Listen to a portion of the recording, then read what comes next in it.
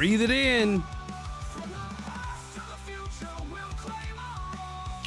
Those slappies are back to work today. You hear me slapping it? With every game, we rise and unite, feeling the passion igniting the light. Highs and lows will stand as one. Our legacy, a tale that's just begun. Together we roar.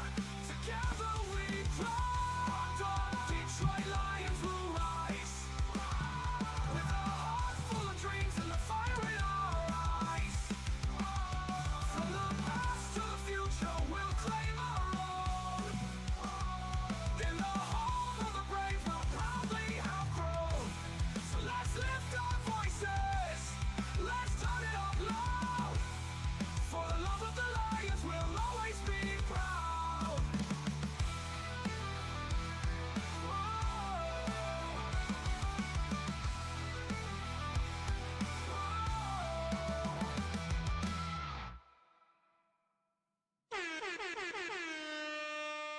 All right, good morning, everybody. It's Tuesday. Just a couple of days away from Christmas, man. You know, back when December started, I had 25 wishes for the Detroit Lions.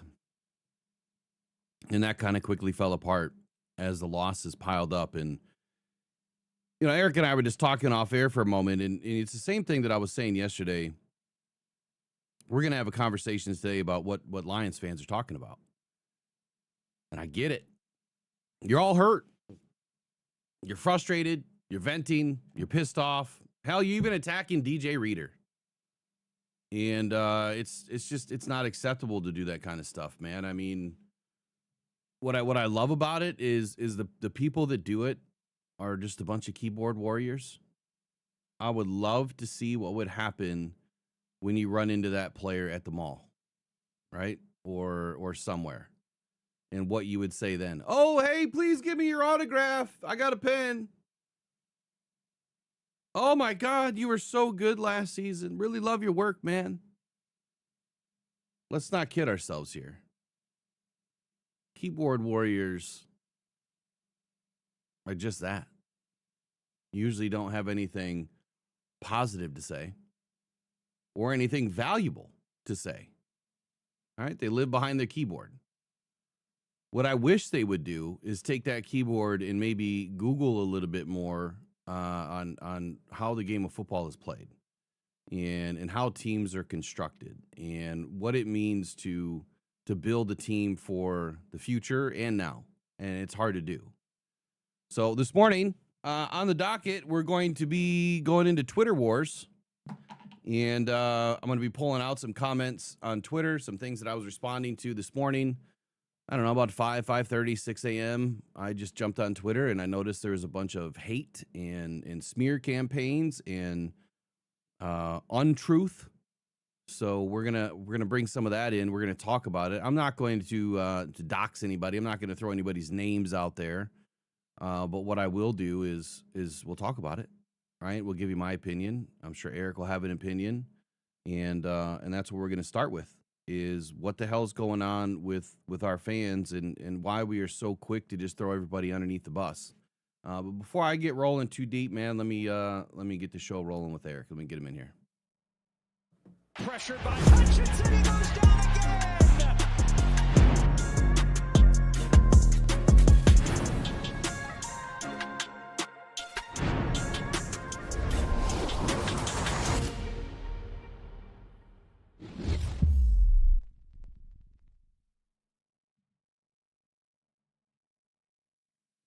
What's happening, man? Good morning. Hey, it's a great morning, but I'm still very, very raw from that game. Let me tell you that. Ooh, baby, I like it raw. Yeah, that's kind of Yeah, how I but feel too, man. I the- felt like crap after the game. Went from we don't have a chance, we're down by a whole bunch, to hey, we might just get close. Hey, we might win this thing. Holy crap, we're gonna win this thing. To oh, we won this thing. Oh no, you didn't. Yeah, we won this thing. No, you didn't. Yay, we won this thing. However, no, you didn't. Oh, my God, what a roller coaster this weekend.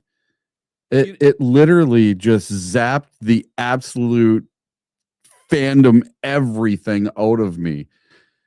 Now, the Lions, they're not completely 100% eliminated from the playoffs yet. We probably will be this weekend. But I'm not giving up hope yet. I'm the ever optimist, but I just don't see us. I don't know. We could win the next 2 games, but what happened to our running game? We can't do this with 15 yards rushing. So I guess that's my first question of the day. What happened to our running game? Where did it go? Well, I think, in this game, kind of what I said yesterday was the Lions needed to dial it up, right? They were not having much success on the ground, and they were behind, and they needed to play catch up, and then they started throwing the ball. I mean, Jared Goff threw the ball more than 50 times. 54 times. Oh, and the Lions only attempted like 10 runs the whole game. My audio's all screwed up again. We were held to 15 yards between both running backs. Neither one could get anything going. And David Montgomery didn't hardly play. Yeah, and I think, some of that stuff's by design too. When you have an offensive line that's not able to create holes. I mean, Kingsley was in there as our center. And I think that's where everything started and ended. With him in there at center, he's not making a path like Frank Ragnow would. He's not a road grader. I don't even know why he's on the roster, right? I mean, that's what a lot of people would think and say, and it's like we're the sum of all of our parts of our backups, and that's how you evaluate Brad Holmes based on our backups. It is the most laughable thing in the world to evaluate Brad Holmes based on the backups. Yes, and well, kind of, sort of, right? Last season, our backups won 15 games, and we also had a different schedule. We had a better offense. We had less injuries on the offense. Last year, our offensive line was pretty much intact towards the end of the season. And this year, it hasn't been. If the 2 worst things that could have happened to us this year were the 2 things that I said in the beginning of the season can't happen. Secondary and offensive line. Those were the 2 things that I said we cannot have an issue with. Because the defensive line requires the secondary, and everything on our offense requires the offensive line, just like every other team. There's no teams out there that are, winning a bunch of football games with half of an offensive line, or even, 1 out of 5 players, 20% at times, which is what it's been this year. So some of this stuff's by design. Like, if the run game can't get going and Montgomery, isn't able to open up the holes. And like what Ross said yesterday, maybe he needed a few more snaps. And I've gone and looked at it both ways. There's games that he's had plenty of snaps and not produced. And then there's games that he's had a few snaps and produced a lot. So I don't know. I guess I don't know where I'm at on that side of the fence yet with Monty. What I do know is when our offensive line can protect and make, drive the defense back, Monty is successful. And when our pass game is working and our protections are working, Jahmyr Gibbs is the most dynamic running back in the league.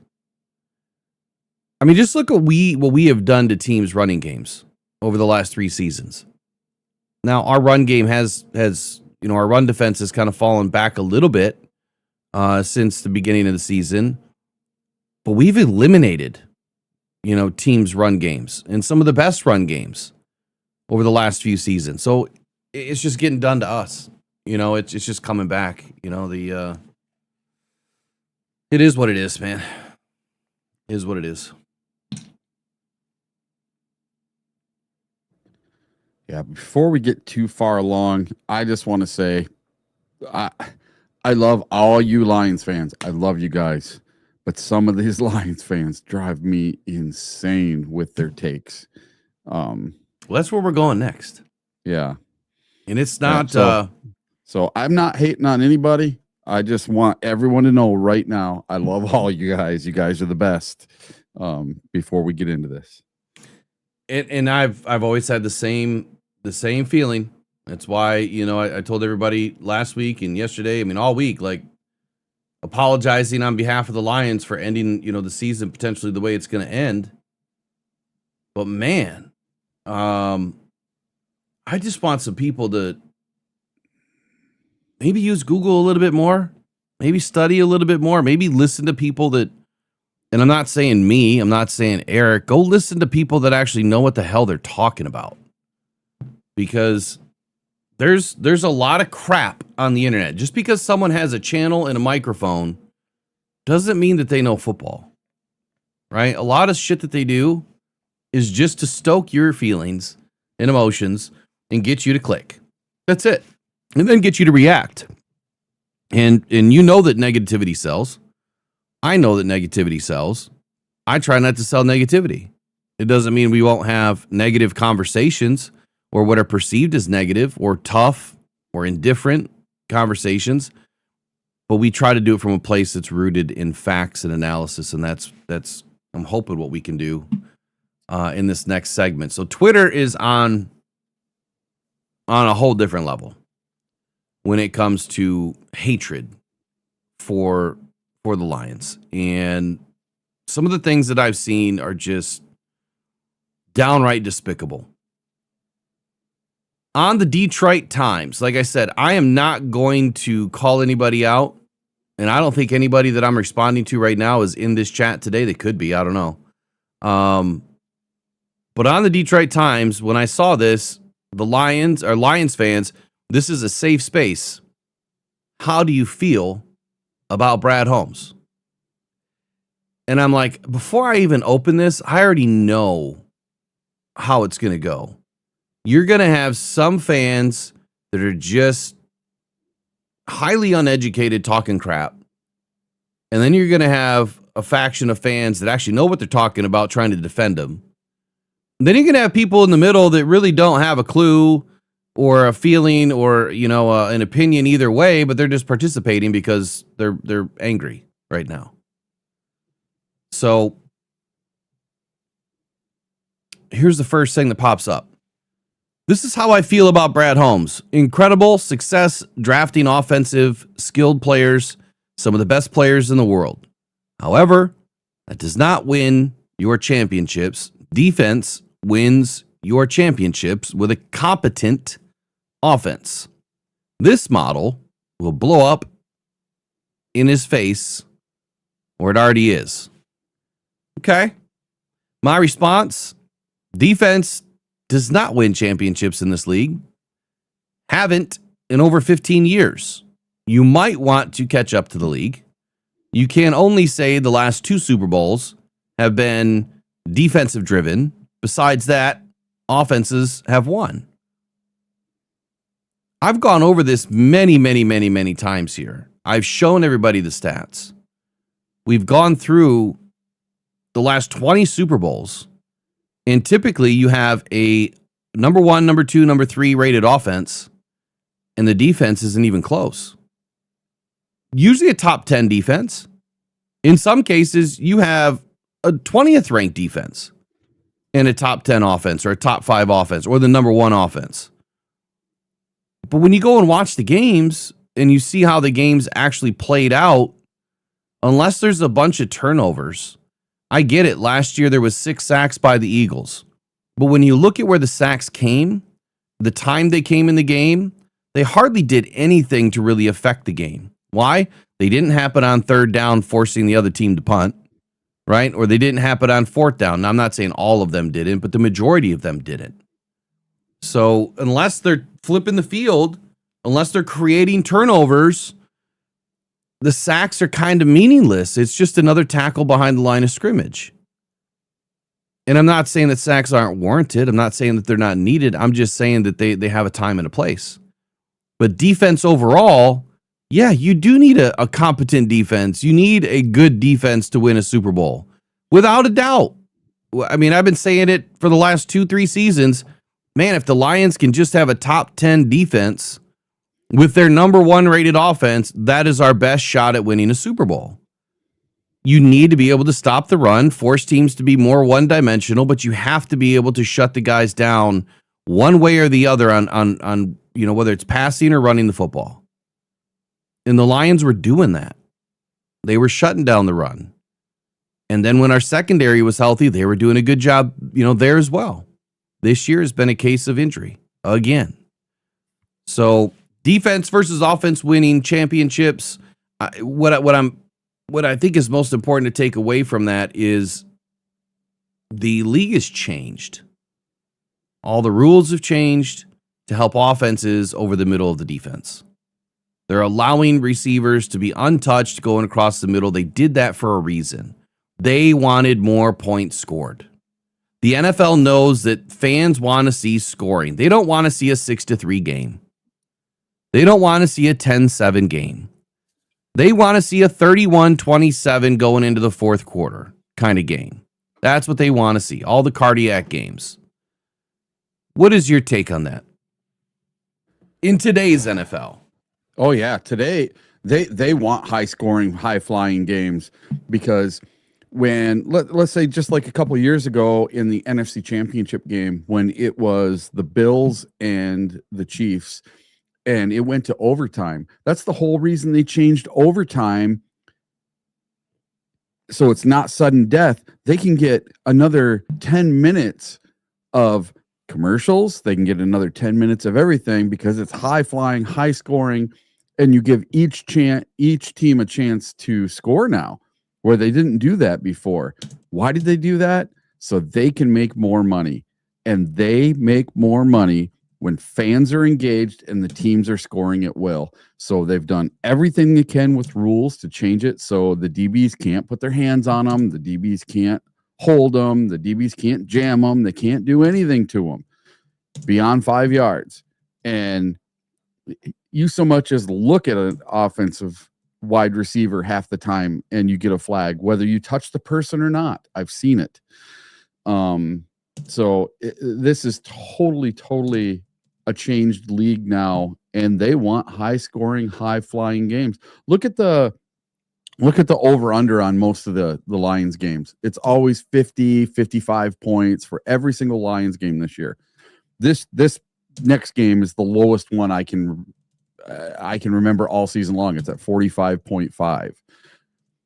So this is a score league. The more points, the better. It keeps fans engaged. When they're watching a defensive 9-16 game, fans are not engaged. They're not excited. There's nothing to cheer about. There's no scoring. It's boring when you have a 3-3 game, when you have a 6-6 game, when you have a 9-9 game. Like the first 3 quarters of that Bears-Packers game when they were tied, 6-6, was like the most boring game in the world. And then they light the fire and they score a bunch of points at the end. But the NFL, they want high flying, high scoring games no matter what. They don't want they really don't want defense. This is all about offense. They're figuring out that being the arena league is much more profitable than being the NFL anymore. Right. Okay, so kind of going with like Art Vandelay's statement in here. I'll get to that in just a second. But the next statement in this thread is good at drafting, good at keeping and paying draft picks, horrible at trades, and horrible in free agency. Last I checked, Eric, Brad Holmes traded Matthew Stafford, ended up getting a top 5 quarterback in return, 2 first-round picks and a third-round pick that set the stage for the Lions to be able to build the team that they have today. Just that trade alone, that's probably a top 5 trade ever for both teams. But definitely for the Lions, that put us on the map. So my response was, who would you have brought in? When? How much? Who do you lose? We've had this conversation during free agency. We had this conversation at the trade deadline, and probably 50 times in between there. Had Brad wanted to go out and sink all of his chips into Trey Hendrickson, Brad would have been absolutely murked when Trey Hendrickson would have ended his season needing surgery. And trading all those picks and all that money. We'll take it a step further. Had he done it with Micah Parsons, look at what just happened. But it also happened with Hendrickson. So I'm not saying that, because I've said this many times, we don't know if that player would have had the same injury on our team or not. You never will know. But typically with an ACL or an Achilles or any sort of a ligament injury that is non-contact, that is just a ticking time BOMB, right? It's not, it's more likely that it would have happened anyway. Under what circumstance, in what week, that changes, right? That changes. But a non-contact injury means that was going to go at some point. At some point, it was going to happen. So anyway, I'm asking these people, like, answer it. Like, who would you brought in? And then in the reverse to that, which player are you not signing? You all wanted Hutch to be signed. Brad did that. Y'all wanted Kirby to be signed. Brad did that. Y'all wanted Amon-Ra to be signed. Brad did that. A lot of people wanted Jared Goff to be signed. I did. Brad did that. Which paid off already. The dude was making less than $32 million while he's been in Detroit for 5 seasons, and now he's about to get paid next year. Finally, he's going to make some money, which he'll restructure and allow the team to go out and continue to build. But the point is, y'all wanted those people signed, right? You wanted those players signed. Well, you can't go out in free agency and go spend the money that you have earmarked for one of those star players. Ali McNeil, wanted him signed. Got him signed too. So you have those 5 players that you have money earmarked for. You can't go spend their money, right? And then figure out a way to make it happen. It doesn't work that way. Here's the wake-up call, Eric. When these deals have gone down, what has typically happened? We don't know that it's happening. It just comes out of left field most times. Huh, we're not talking about Hutch at all, then all of a sudden it's done. Not talking about Aleem, and then all of a sudden it's done. Curb, not talking about it at all of a sudden it's done. So these conversations that, are going on between agent and player for several months, maybe a year, and you're trying to work it out, and then all of a sudden, you know what? We're good. Sign it. If you spent that money in free agency and now you don't have that money in October, what are you going to do? How are you going to sign them? You going to go underneath? Are you going to go, above the cap and put yourself in harm's way that way and be one of those teams? Because those teams don't usually do squat in the NFL. The teams that continually go way above and then have to cut a bunch of people in spring, cut a bunch of players in spring to get underneath the cap, those teams usually don't do well. Robbing Peter to pay Paul is not a way to pay your bills. It's not a way to sign your players either. What is your thought on that? Well, Jay Cruzen said something in the chat here. Said, my bad, got too emotional. That's me right now. That's every Lions fan right now. We're all raw. We're all upset. And everybody wants somebody to blame. I don't have anyone to blame. I'm not blaming Brad. I'm not blaming Dan Campbell. I'm not blaming the players. It's injuries that happened. And listen, Brad Holmes does a spectacular job. I think the trades he has done have worked out pretty darn good, except for the one wide receiver we brought in for a 7th round pick. He never did anything. and he got a lot of flack for that. But some of the he hasn't done any really big trades other than in the first one. Well, yes, and no. I mean, yes and no. I think no big block, but I'm talking no big blockbuster praise. He hasn't brought in a Parsons. He hasn't brought in a Hendrickson. You asked about Parsons, right? Okay, so just for imagine for a minute, let's go back to Fantasyland. Brad, he gives up 3 first-round picks or whatever they gave up. We give up Aleem McNeil, and we give up all the things that the Packers gave up, all that money, all those draft picks. We are absolutely effed as far as salary cap for the next 4 or 5 years. Well, not only that, but and draft picks. Now you don't have any way to go get another edge rusher in the first round, to go get a left tackle in the first round, to go get a center in the first round for the next 2 seasons. For the next 2-3 years. Let me ask you this, okay. Eric. Is someone going to trade us for our 2028 draft pick? Is someone going to take a 2028 first round draft pick in 2026 on a trade and say, oh, yeah, sure, we'll give you our number 10. You just give us whatever the hell you're going to have in 2028. No, those picks are worth 30% of their value. Even 2027's draft picks are worth 50% of their normal value.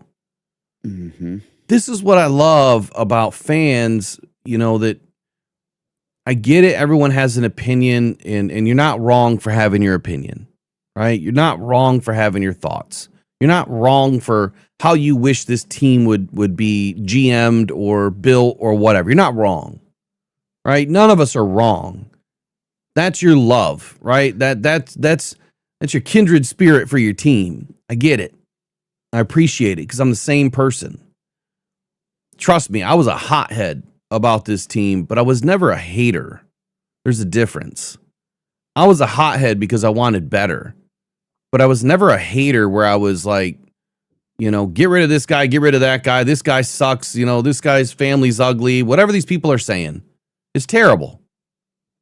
Like this next one that I'm about to say, I lost it on this dude. Probably shouldn't have.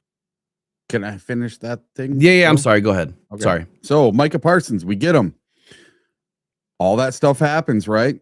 We're in cap hell. We're in draft hell. Purgatory. For the next purgatory. 2-3 years. We're in purgatory, just like the Packers are now. And you know what? Now our best player, Mr. Parsons, is injured. He's got an ACL. He is not going to be ready to go week 1 next year. Impossible. It's not going to happen. He's not Adrian Peterson. He's the only player I've ever seen come back in 9 months from an ACL. That dude was superhuman. I don't know how he did it. And then he rushed for almost 2,000 yards, or he did rush for 2,000 yards. Micah Parsons is not the savior. If he would have came to the Detroit Lions, what would we have won more? Maybe 1 game? Maybe 2 games? Okay, so let's say he won us 2 games. And we're still in the playoff hunt. We're still in the hunt for the NFC North. All right. We're at 10 wins. Okay. Because we won 2 more. But now we don't have Micah Parsons. And we go into week 18 with no Micah Parsons. That's not going to help us. And then we go into the playoffs with no Micah Parsons. That's not going to help us. And we're not going to have Aleem McNeil or Micah Parsons. Or all the draft capital, all the money, none of it. We would have been absolutely screwed. Then we get to the playoffs and just lose anyway. But we get to host a playoff game and not have more people and not have everything for the future years. I just don't get it. It would never, ever work. It would have been the Packers are so screwed. I'm telling you this right now. Over the next 2 or 3 seasons, they are screwed. So that's my Micah Parsons take. So off to the next one you were going to talk about. Yeah, no, I think it's more than just Micah, though. I mean, we're using Micah as the analogy here, but it's the same. It's the same. Same for Hendrickson, and it's the same for anybody else, right? Kirby Joseph. I mean, our own player. Okay, so we just signed, him to a pretty damn good deal. Mm-hmm. One of the best in the league. Contract wise, and not even a year later, The dude might not even play another down in the league. Yep. That shit, it just got real. Okay? So now every time you want a free agent and you want to go waste a first round pick and spend $30 million, think of Kirby. Think of Kirby. Because somebody either royally effed up and missed something. Like, I don't know how you missed that. I know I pounded this into the dirt, but I don't know how you missed that. Or it's just freak accident, freak nature, freak body issue. I don't know. I have no explanation for this. I would love to have, my orthopedic tell me. Maybe I should reach out to him and see if he wants to come on. Tell me how that's even possible. Because I don't think it is. I really don't. When I use my own body as an example, it took years of degrading my joints before I knew that, I was going to be in trouble. Yeah, can I go run on a field right now? No. But, I'm 45 years old. I'm not looking to play sports. Right? I just want to live a normal life. I couldn't imagine playing football when in the condition that my knees are in. Right? It's terrible. Anyway. So Lucian, I'm probably saying your name wrong, but Lucian Lucian Stanka. You correct me however I'm wrong. Yeah, I would love for the Lions game to be in Germany, and if it is, we'll be there. I know I'll be there for sure, without a doubt. Yep. And I would love to meet you. Hopefully you can. Now that we have the meta glasses, I don't have to worry about language barrier, but that's going to be a game changer when I travel. Having the glasses be able to tell me everything someone is saying while they're saying it. That's going to be. I got fun. this new thing for my meta glasses. It's got a little battery pack and it clips to the back of the ribbon. Uh-huh. And dude, I have battery all day. Mine usually lasts a day. And I got these 2 little battery packs. I can literally use them like with listening to podcasts all day and then filming all day and taking pictures all day. It's the greatest invention ever for those glasses. And it's got this thing that clips onto the ribbon, and then you just you have to send me the link to that. I can't wait to get the next glasses that I'm looking at. They're not Meta. I'm looking at a different version. I want the Samsung ones when they come out. Yeah, they're getting back into the game. But yeah, anyway, I did that video. So the fungi wrapper. I don't know if you caught that video, but I'm walking. You got to check it out on the YouTube. So the fungi wrapper. Well, play it on here.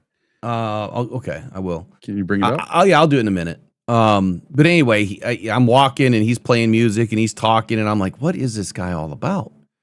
And so I said, dude, turn your thing around. I'm like, what is this? And he's like, I'm the fun guy rapper.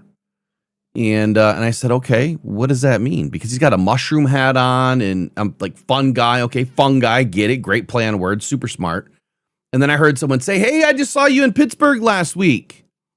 And so I don't know if he's a Pittsburgh fan. I didn't even get that far with him. Mm-hmm. I'm like, well, all right. I said, I got a channel. Why don't you do something for us? And so he just asked me one question. He pointed to my chain because I added a third stuffed animal to my chain. I got Sonic and Knuckles. Then I added what's the baby lion name? Not Bubbles, not Rory, but what's the other one? Why can't I remember?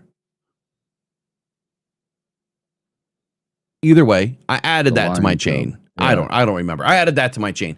So he's asking me about the chain and the drip, everything that I'm wearing. And so he did a rap. He did a rap about that and about the environment and about the stadium. And I recorded it with my meta glasses and it came through perfectly. So it was good stuff. I'll dial it up in a minute.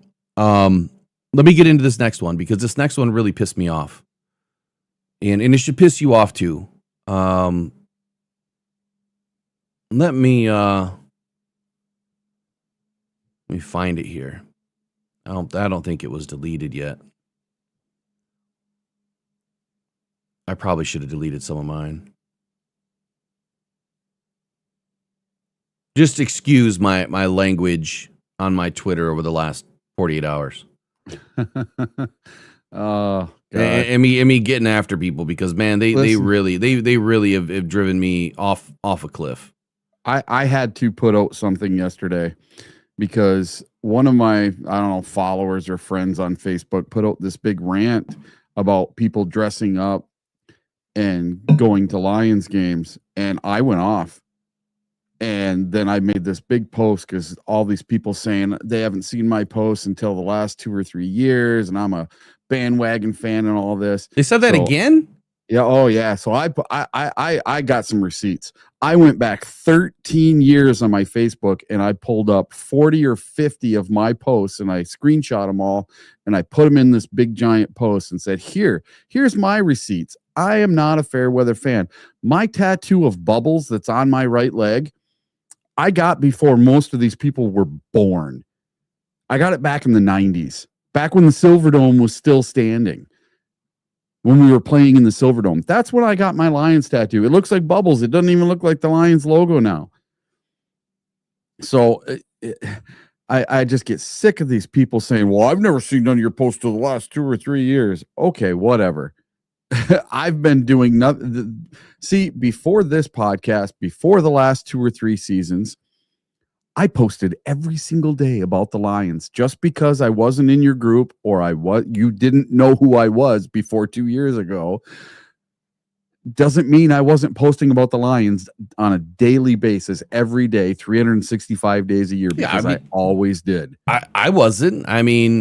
Maybe on my, so I've had a couple of different Facebooks and a couple of different social medias, but I was never on Twitter.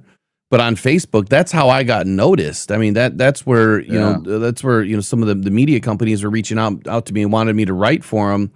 And I was like, yeah, no, I want to keep it fun. And that's what brought me into really doing this is after thinking about it. And then, of course, waking up after cancer surgery, it's like, maybe I just need to do this on my own and turn it into something over time and turn it into a network and really, kind of make this my own thing. And we're a little sideways right now, the last year and a half, dealing with some health issues, but we'll get back on the horse here again and keep pushing. But it's just, it is what it is.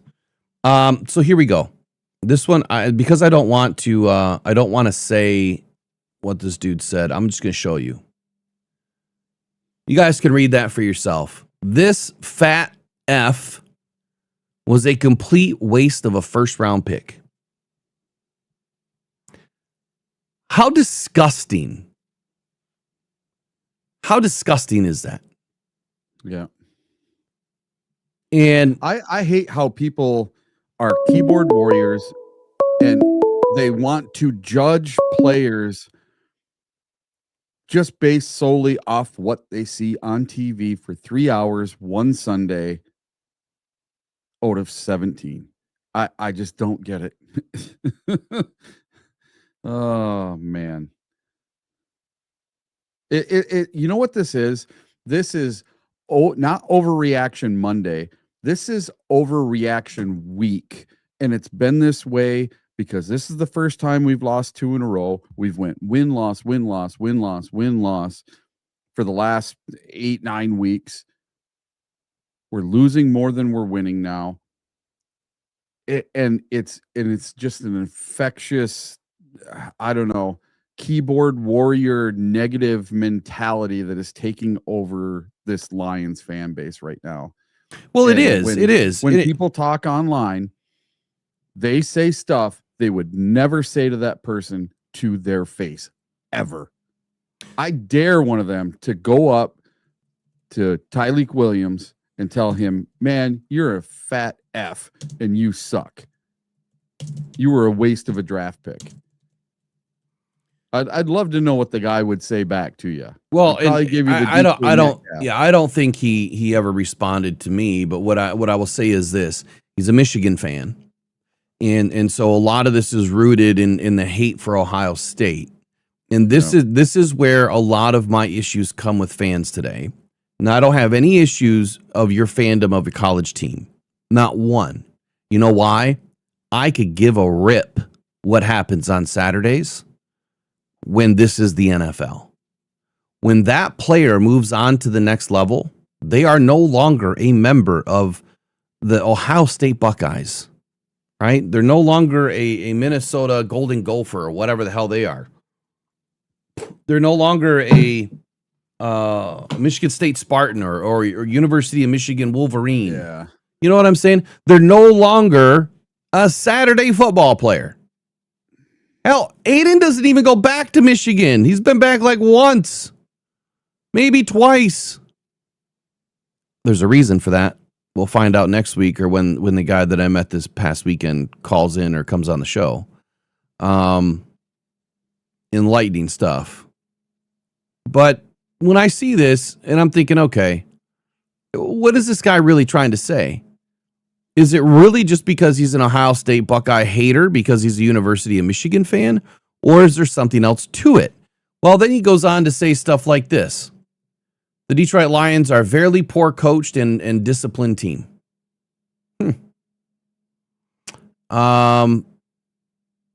Anzalone gets matched up with Gainwell on the outside and Dan Campbell refuses to call a timeout.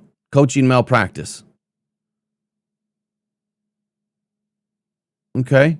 Well, as I continue to go through this and look at what people's responses were, this is what we heard. This is what I saw. Bro was only saying this because he went to Ohio State, because he went to Ohio State. Him and Roy Lopez have been our best DTs. That's not a lie. Reeder and Ali McNeil suck ass. Well, Reeder doesn't. When you understand the game of football and you understand what these players are brought in to do, Reeder's been doing great. And when I tell you some stats and some facts here in just a moment from another Twitter post that I responded to this morning, I think it'll enlighten you some more. How about blame our F-tard of a GM and not the player, Brad Holmes sucks effing ass. Okay. Then that same guy that posted that Tyleik Williams is a effing fat ass says, I'm a huge Taylor Decker fan. He's been a great player for us for many years. I don't really care where players went to college when they get to the NFL, especially Lions players. Yeah, BS. Okay. Keeps on going. U of M fans saying, let's just stop drafting Buckeyes in general. That would be the dumbest thing ever. Have you heard of a guy by the name of, hold on, make sure I pronounce his name right, because I always pronounce it wrong. I need to get it in front of me. Emeka Egbuka? Have you heard of a guy by the name of Emeka Egbuka? He went to Ohio State. He's on my fantasy team. He might be one of the best receivers in the league. But we'll stop drafting players from Ohio State. Now, I assume that if Brad Holmes had a shot at Mason Graham, he would have taken him, without a doubt. Would have taken him. I would have taken him, without a doubt.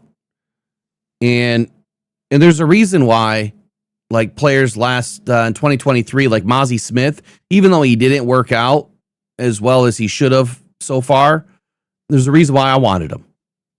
And it's not because I dislike U of M, because that's not the case. I was a U of M fan my whole life until age 13. Mike Hart just kept failing me, man. Kept breaking my heart. Rose Bowls and everything else kept breaking my heart. And then my sister went to Michigan State. And then I went and had the craziest, wildest siblings weekend ever at 13 that I remember bits and pieces of. You know how that story goes. Okay.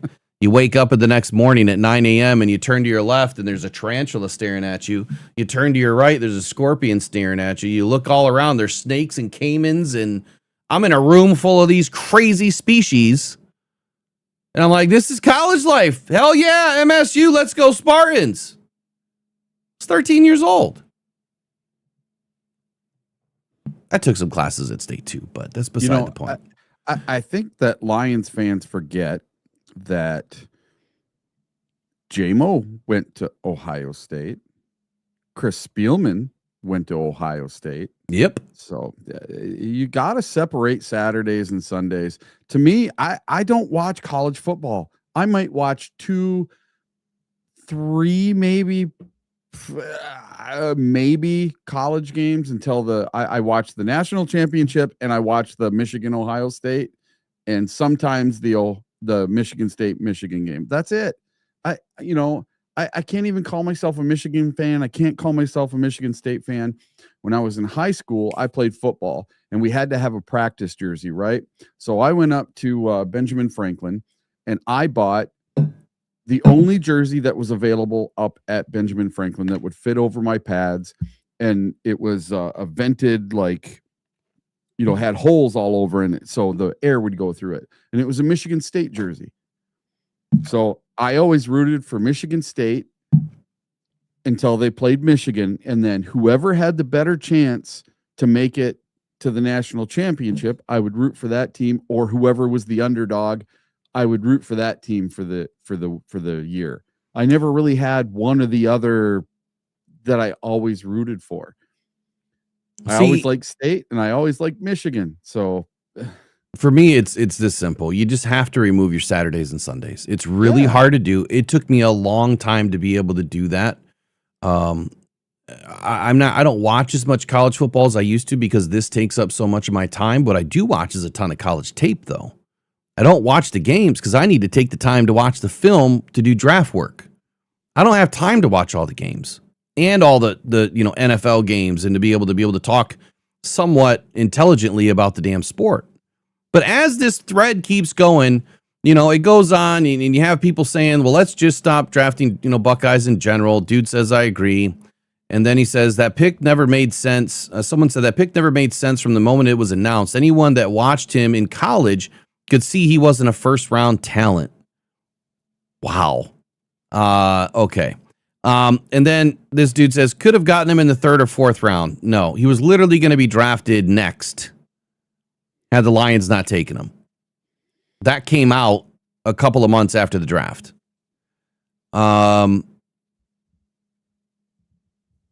Let's see. And then this dude responded and said, the box score watching DTs laughed my ass off. I know y'all are down bad, but come on. I don't know what down bad means. I know it's some new language today, but whatever.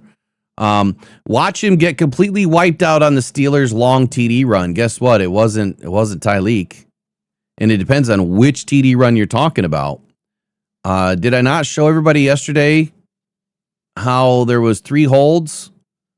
Or there was 2 blocks in the back and 2 holds on that play? On the one that was, I think it was 55 yards by not Gainwell, the other dude, Warren. He goes 55 yards. It was one of the first long runs, and it was because of all the holds and the blocks in the back is the reason why that play happened. It wasn't because of Tyleik Williams. And then made this comment. He's like, so bad he doesn't even play anymore. What? Tyleik Williams plays a ton, and he's very effective.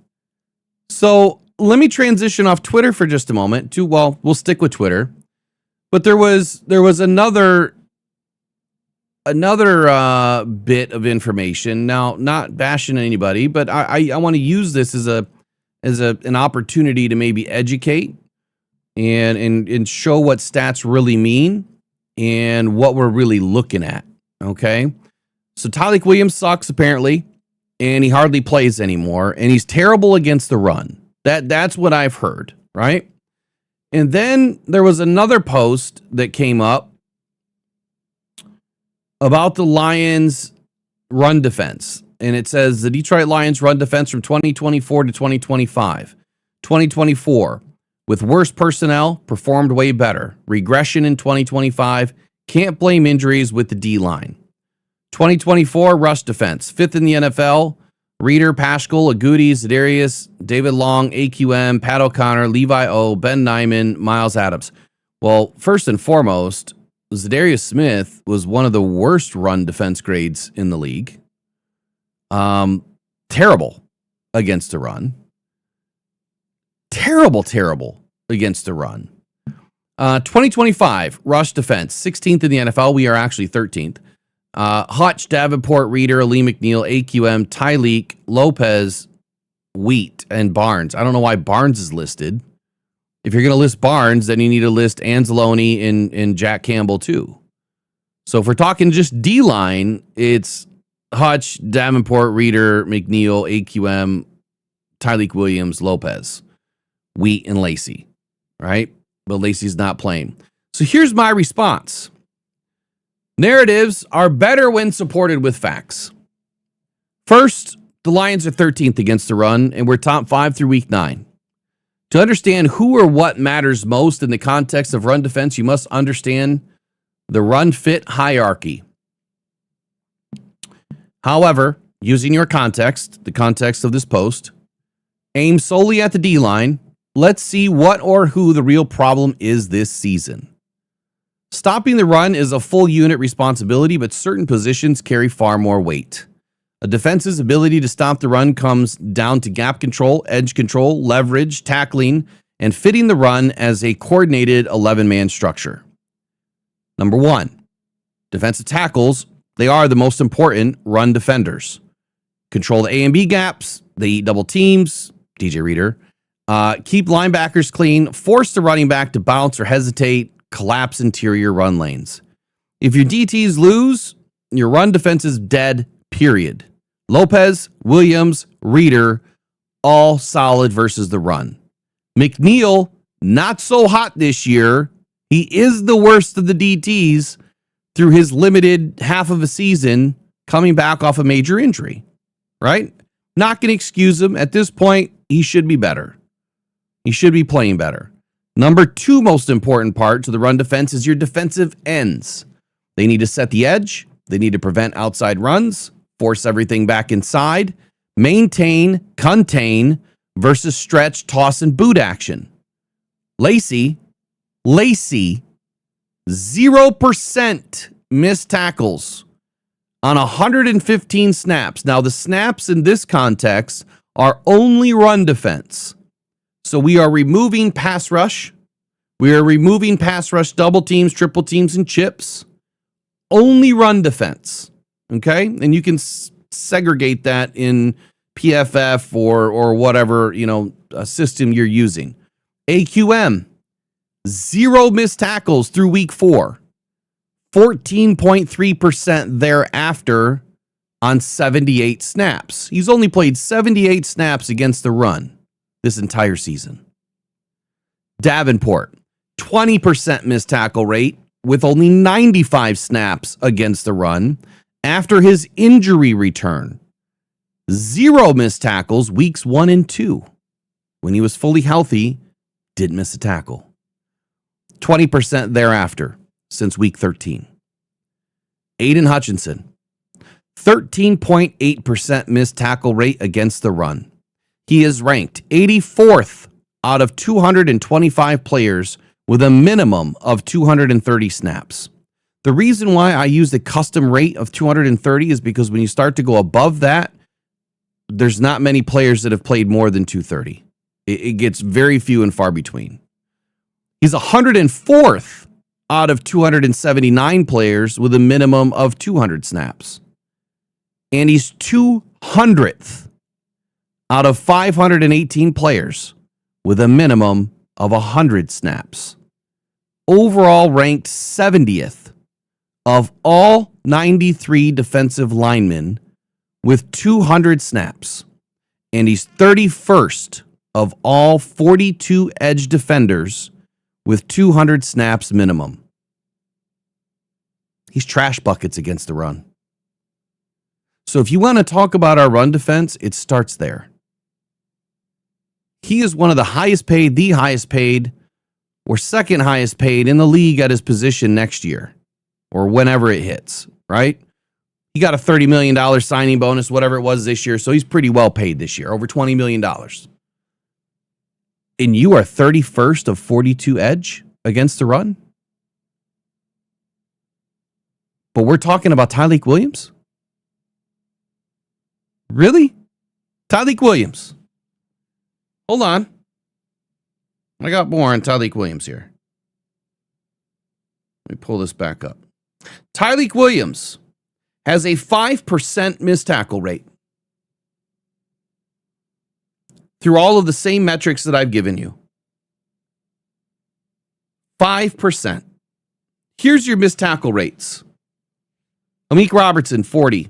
Terrion Arnold, 25. Kirby Joseph, 22.2. Ali McNeil, 22.2. Thomas Harper, 20. Aiden Hutchinson, 13.8. Rock Yassin, 13.3. Derek Barnes, 7.1. DJ Reader, 6.9. I thought he sucked. DJ Reed, 6.7. Alex Anzalone, 5.3. Tyleik Williams, 5.0. Brian Branch, 4.5. Roy Lopez, 4.0. Jack Campbell, 3.9. Tyler Lacey and Avante Maddox, 0. Why is that so important? Well, we can remove Kirby and we can remove Terrion. The reason why it's so important is because you can also remove the guy by the name of Brian Branch. He was the key that unlocked that run defense. That is why he was so important. Playing in the position that he played, yes, it was safety, but he was up in the box quite a bit. He was the guy that would come in and slam that door shut. When you start to lose guys on the back end of your secondary, it affects the run game. You no longer have the help, right? And if your ends are consistently going after the QB or swinging wide and taking wide angles and opening up that gap, well, that leaves a pretty big run hole, pretty big lane for those running backs. So it's extremely important that you have all of these guys playing at a high level. The linebackers, I don't know why I have them as 2. They should be number 3. They are the traffic cops of the run game, right? Their search results show that linebackers are the second level of the defense responsible for tackling and reading the offense. The linebackers, whether it's middle, Will, or Sam, they fit the correct gap based on the defensive line's leverage. They diagnose run versus play action. They scrape over the top. They make the majority of tackles. Linebackers are only as good as the defensive tackles in front of them. If the defensive line eats the blocks, linebackers look like all pros. Jack Campbell. If the defensive line or defensive end get washed, linebackers get swallowed up. The Lions linebackers have played at or near the top of the league against the run on 200 snaps minimum. 62 players overall. Derek Barnes is ranked 23rd. Alex Anzalone is ranked 13th. Jack Campbell is ranked 9th against the run. Our safeties. They're the hidden key to elite run defense. Safeties are mentioned as primary run defenders in the search results, but in modern NFL schemes, they are critical. Strong safety, box safety. Acts as the extra run fitter, fills alley between the corner and the linebacker, cleans up explosive runs, must tackle like a linebacker. That is where Brian Branch comes into play. With Branch and Arnold out, the Lions defense severely dropped off. Kirby hasn't played since week 6, Arnold since week 13, and Brian Branch since week 14. And you can say week 14 and 15 were atrocious. But when Brian Branch went out, I mean, it was towards the end of the game, and even that game wasn't great. So the image that I attached in this showed the PFF minimum 100 run defense snaps. So I said, tell me who is the problem. Is it interior D-line and linebackers? Well, they played fine, minus Aleem McNeil, who played half the season. Your rookie, Tyleik Williams, is a top-tier run defender. The guy, hold on, what did I write here? The guy that fans want to nut hug, right? Aiden, that's the guy that everybody wants to nut hug and put up on a pedestal. He's the one that is the major issue in the run game. That is why a lot of fans that know football will say, get him out. Put him in on third down, put him in on passing downs, but take him out on the run downs. What did you see this last weekend? What did you see the weekend before that? Kelvin Shepard started to do that more often, with Aiden coming out on more of the rundowns and putting in guys that can stop the run. AQM missed 1 tackle. Davenport missed 2 tackles, played fewer than 100 snaps on run defense. Aiden has missed 4 tackles, so more than both of those players combined. But why do I use the missed tackle rate? It sounds kind of weird, doesn't it? But it's because of what it really means. It's more than just missed tackles. It combines several metrics and key analytics to diagnose a player's responsibility for the run defense. Proximity to the run, engagement or disengagement to get to the runner, tackling, missed tackles, opportunity for tackles, stops, stuffs, opportunity again, assignment, gap control, and others. So you have to keep in mind that this removes all the pass rush grading, as double teams, chips are different equations and scaled versus the run defense and pass rush. So when I see this guy saying that, Tyleik Williams is a fat ass and a wasted draft pick, he's literally one of the best run defenders in the league. Yeah, his PFF grade is not great, but I don't care about PFF. I care about what's on film. That's what I care about. And what I see is a guy that contributes a ton. That's what I see. I'm done with that. What do you think? People don't realize just how much Brian Branch meant to this defense. I personally think he was more important than Kirby. Because even without Kirby, our defense against the run was pretty spectacular until Brian Branch went out. And then once Brian Branch went out, this defense has just went down the crapper. Yeah. Where all these explosive plays, all these big giant runs, the Steelers running for 200 and something yards is their best game since like 2003 in the run game. Just horrible. Missing Brian Branch and Sam Laporta tanked this season. That is what killed us this season, is those two players right there going bye-bye. And fans can get frustrated, and I think that's all this is. This is just people letting out their frustrations. And what's it called when somebody pukes out a bunch of words online? I don't know what it's called. I don't know. You know what I mean? They're just it's like when you drink too much, and you gotta expel it out of your system. Okay? Vomit, word vomit. Yeah, word vomit. Yeah, and that was yesterday, man. Yesterday was Vomit Monday. Yeah, I know, but listen, everybody drank too much Kool-Aid. Okay, we got drunk on the Kool-Aid. We were just everybody's having a good time, but then you get home and you had too much, and the room starts spinning. Man, that toilet looks really good. I better word vomit into that thing for a while when they get home, because they're all pissed off about these games, and they just let it all go without thinking about what they're saying. Yeah, they're just getting it out. It's unprepared. It's not thought out. It's not a properly processed thought. They didn't take any time to sit down and research and go, I wonder if he's really been good this year or not. Oh, I wonder why they drafted him. I wonder why this or that. They didn't do any research. They're just what everybody else is. Oh, yeah.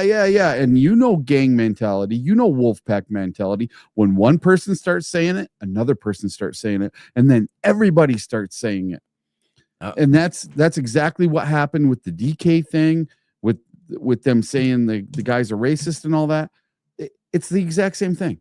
Everybody just, when they see something negative, one person says it, and then the next person says it, and then everybody's saying it. So to kind of go with that mentality there, the not being intelligent with it, not looking things up, just saying whatever and not backing it up. I see that too often. And let me respond to Thomas. Says, no, Will. I know what my eyes see. Stats are nice. Excuses are better, but I know what my eyes see. The defense is bottom mid. 237 rushing yards against us. That's sorry as heck. You're not lying. No. 100% sorry ass performance. It was. But does one game define any one player? It doesn't. And I think I just went through all of this to point out why your run defense is having some problems. You don't have Kirby. Haven't had him since week 6, which means you're missing the guy in the back end that can allow you to be in more man defense. When you're in zone, you're going to give up some run. And we were in zone almost all day. You're going to give up some run. But if you're in zone with Brian Branch, That changes things. Right? Well, wait, we don't have Brian. Okay. Well, we can fix that. We don't have Kirby. We don't have Branch. We got Terrion Arnold, though. He's damn good against the run. He's been getting better against the run, but at least when he's on the field, we know that he can pretty much lock down his man, and then he can turn around and fit the run if needed. Oh, wait, we don't have Terrion Arnold either. So what we don't have is an entire secondary. We have zero cohesion on the back end. So now your linebackers have to do more. They're now pulled into more situations, more coverage assignments. They're playing all over the field. Your DT's still got to do their job. But now you're putting more pressure on the defensive ends to say, well, now you've got to go get the quarterback because we can't hold these guys. You know, one of my biggest complaints, or not complaints, but one of the biggest conversations that I've been trying to have with people this year is why a quick pressure and a quick sack is more important than anything. Do you know that Aiden's sack was 3.65 seconds? 3.65 seconds. That is a full 1.15 seconds more than a quick pressure. And a quick pressure means you're a damn good edge. A quick sack means you're an elite edge. 3.65 seconds. Explain to me how that's a premium number for you. Explain to me how that's acceptable. It shouldn't be acceptable at all. But that also means when you're not getting there quick and the DBs have to hold on, well, it's wide open. All you have to do is run a delay counter, and that running back's going to have all day because the DBs are way downfield. And if now all of your linebackers are in coverage because you're running 13 personnel, but you still have a running back back there, that's pulling all your linebackers out of the middle. And if you're setting your defensive ends and you're not playing contain, or if you're freelancing and you're not playing contain, well, now you just exposed yourself, which exposes the first part of the defensive line. Our DTs have been fine. I didn't see a ton of runs through the middle that really gashed us.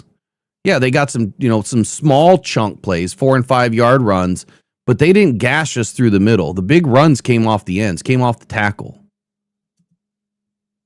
So we don't have a back end, and we don't have a back end that weakens the linebackers. When the linebackers are weak, that's going to weaken the defensive ends, and so on and so forth. And then you finally get the defensive tackles. DJ Reader's constantly eating up 2. Ali McNeil's constantly eating up 2. Someone needs to be free, but more importantly, those run fits have to happen. Those gap assignments have to be sound. And now when you're running zone, which you don't run a whole lot, and you're making these guys play zone all weekend or all game long, you're going to give up some yards. I expected to give up about 100, 125 on the ground if we played zone.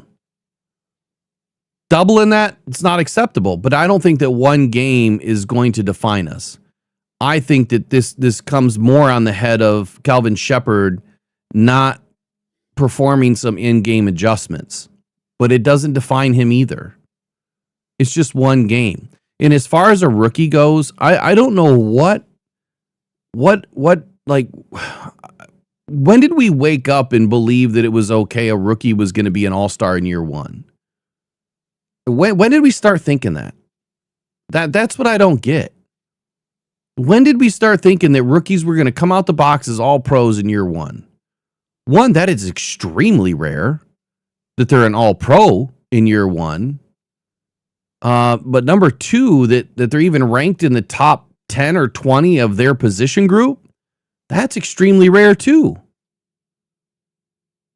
I don't expect that for any rookie in the first couple of rounds.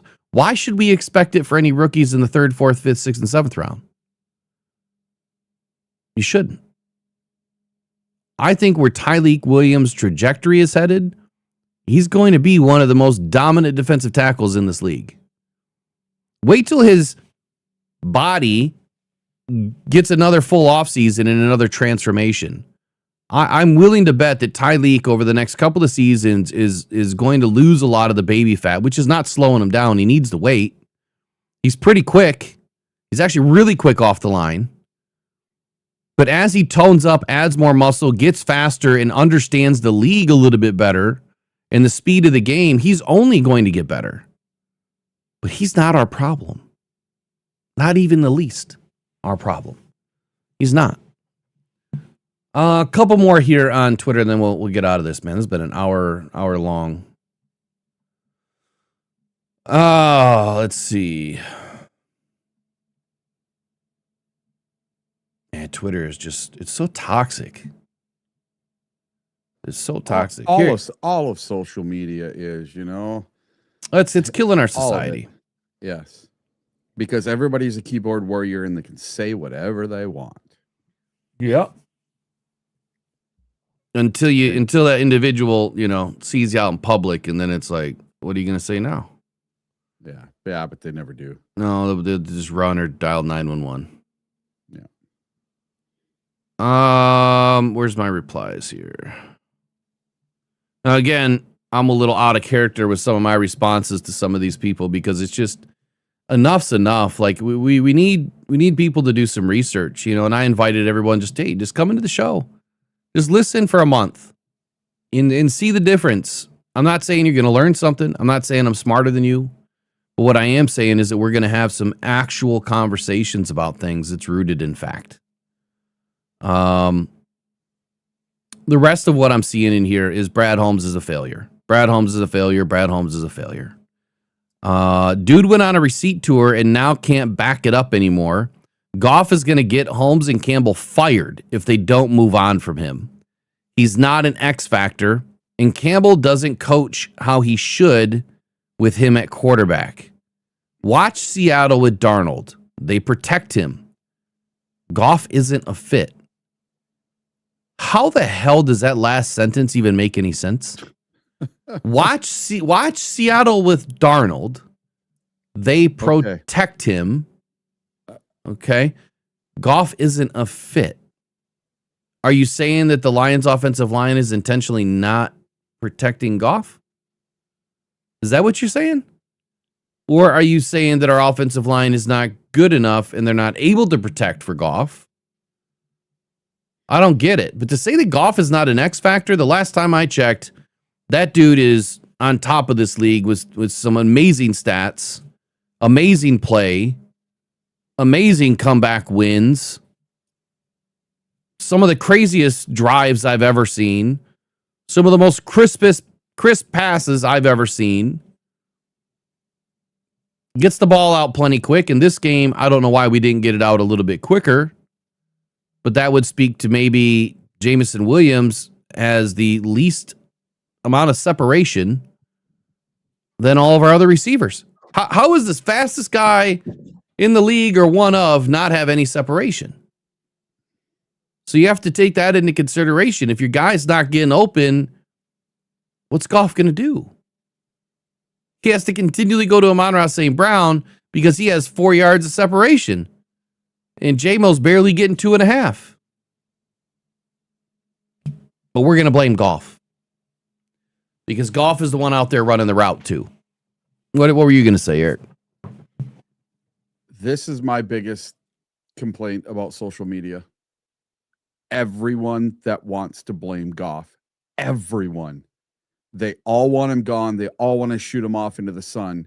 Yet I didn't hear the crowd cheering anybody else's name during the fourth quarter when we had a chance to come back in that game. But I sure as hell heard him cheering Jared Goff. And I sure as hell was in that chant cheering just as loud as everybody else. How the hell did Goff throw the ball 54 times and not throw an interception? What are the damn odds of that? He has 4,036 yards on the season. He has 32 touchdowns, 5 interceptions, and he's throwing for a 68.6 completion percentage. He is top 3 in the league. Top 3 for numbers right now. He's number 2 for touchdowns. Tell me what else more he can do. People are just mad because he doesn't run around like a gazelle. I don't get it.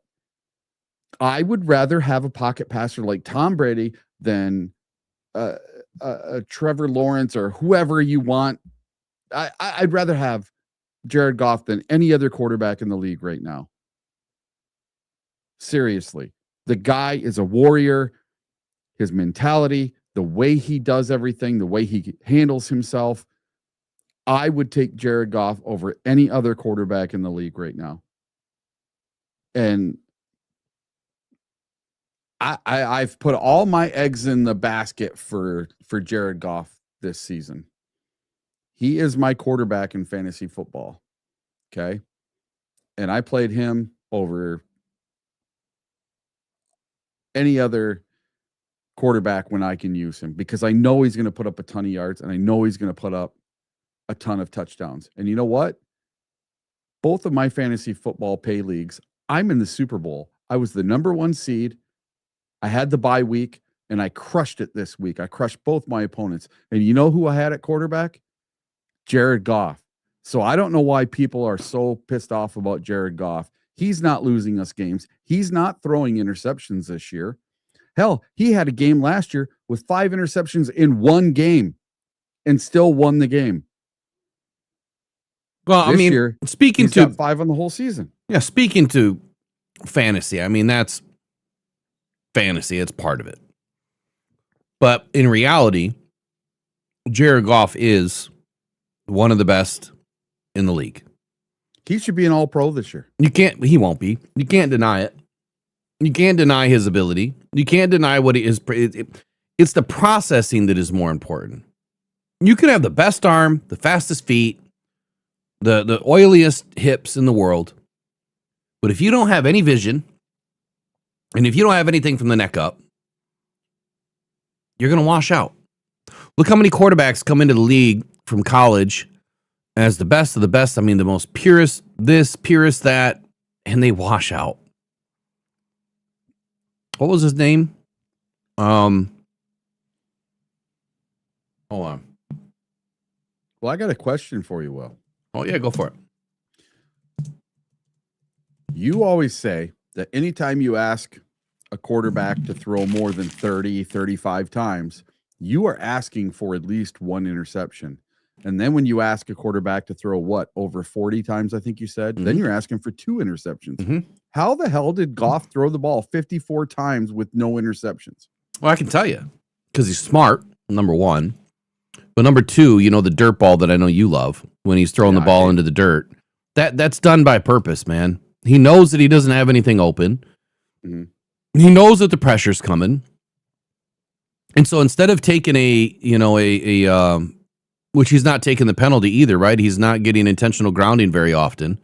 Instead of taking the penalty, he just tries to throw the ball where nobody can get it. And that moves you on to the next play without taking a penalty. Or throwing an interception, right? And then giving the ball back to the other offense. But let me ask you this. Let me ask you a question. How many times, where I was going with this, is how many times have we seen these quarterbacks come into the league out of college that were the best of the best of the best, and they wash out? How about, remember Ryan Leaf? Yeah. How about Jamarcus Russell? Yeah. Brady Quinn? Yeah. Right? Some of the biggest quarterback busts Johnny ever. Manziel. Manziel, I mean, it's too bad he had, other issues too, but yeah. Well, look how easily these teams give up on quarterbacks. They give up on Sam Darnold, Baker Mayfield, Jones, all these guys, all these teams and all these fan bases, they give up on them. They just, that guy sucked. Okay. Do you think that all the teams, the Jets, the Vikings, the 49ers, all these other teams that gave up on Sam Darnold, do you think that they wouldn't mind having him back right now? They would love to have him back. Hell yeah. And who's the quarterback whisperer that said that Sam Darnold wasn't done and he was going to resurrect his career? Yeah. This guy. Because I could see where he struggled and where he didn't. He didn't struggle with processing. He didn't struggle with his arm. He didn't struggle with completing passes, with efficiency, with accuracy. No, where he struggled with the offensive scheme and protection. And when those things were going to get fixed, I expected him to resurrect his career. Now, last year was more of a hope and a prayer for him, but Minnesota not only had weapons, but they had a pretty good offensive line. And O'Connell, known as a quarterback whisperer, and with a pretty damn good offensive scheme, I expected him to have a really good year. And that's why in the beginning of the year, I said that he was going to have a really good year. And then going out to Seattle, it was going to happen again. I doubled down. I doubled down on Sam Darnold, and then this year I went all in on Daniel Jones. I said that Daniel Jones was going to resurrect his career in Indy, and he did until the injury. He had the same issues. Rocket arm, great processor, smart, can move, can navigate a pocket, but he struggled with protection in New York, right? And he struggled with the scheme. Never had a full complement of anything really around him, but they kept blaming him for everything. He was a scapegoat. But then he was going to Indianapolis that had a good defense. They had some weapons on the offense, and they were building. All he needed to do was insert himself and hope for a little bit of luck. So, yeah, and earlier, whoever said it, that you love the fact that I posted that video of my receipts. Look, that is something I posted before to the people that say I've never been right about anything, and it's like you go show me another channel. I don't care who it is that gets draft picks right, spot on, but not just for the Lions, right? 26 out of 32 first round draft picks last year called live, and all the work put together before it. There's a reason why I get stuff right. So I work my ass off to provide a bunch of really good information to people, and I don't make any money doing this stuff, right? I probably shouldn't be doing it. There's a million other things I could be doing, like spending time day trading, than doing this. But I do it because it had a bigger meaning to me. It was a passion project. It was wanting to give back to local cancer survivors and warriors and start a foundation and build a following. And of course, talk about my Lions, man. That's what it was all about. And then to see if I could take a pipe dream further. Let's see if I could turn this into a full network someday. Which eventually it could happen. Just takes time. I need more people.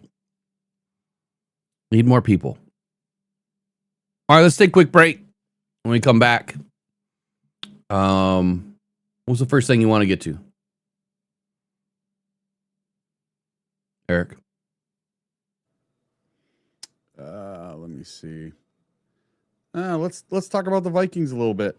Will it be Max Brosmer or JJ McCarthy on Thursday? Or DK Metcalf?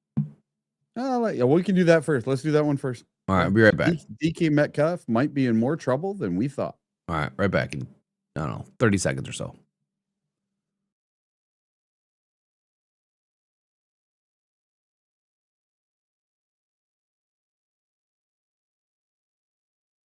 Yeah.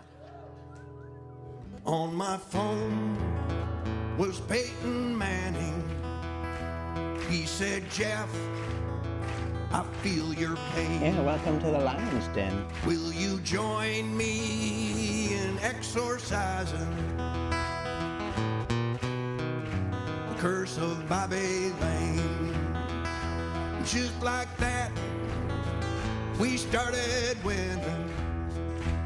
Just like that, it was all a dream. we were playoff bound. Just like that, It was all a dream. way up in heaven, Bobby Lane turned around. Isn't entitled to his opinion. Say goodbye to all that sorrow. Say goodbye to all that pain. Say goodbye to the same old lion and the curse of Bobby Lane. Everybody say goodbye to all that sorrow. Say goodbye to all that pain. Say goodbye same old life. And the curse of Bobby Lane.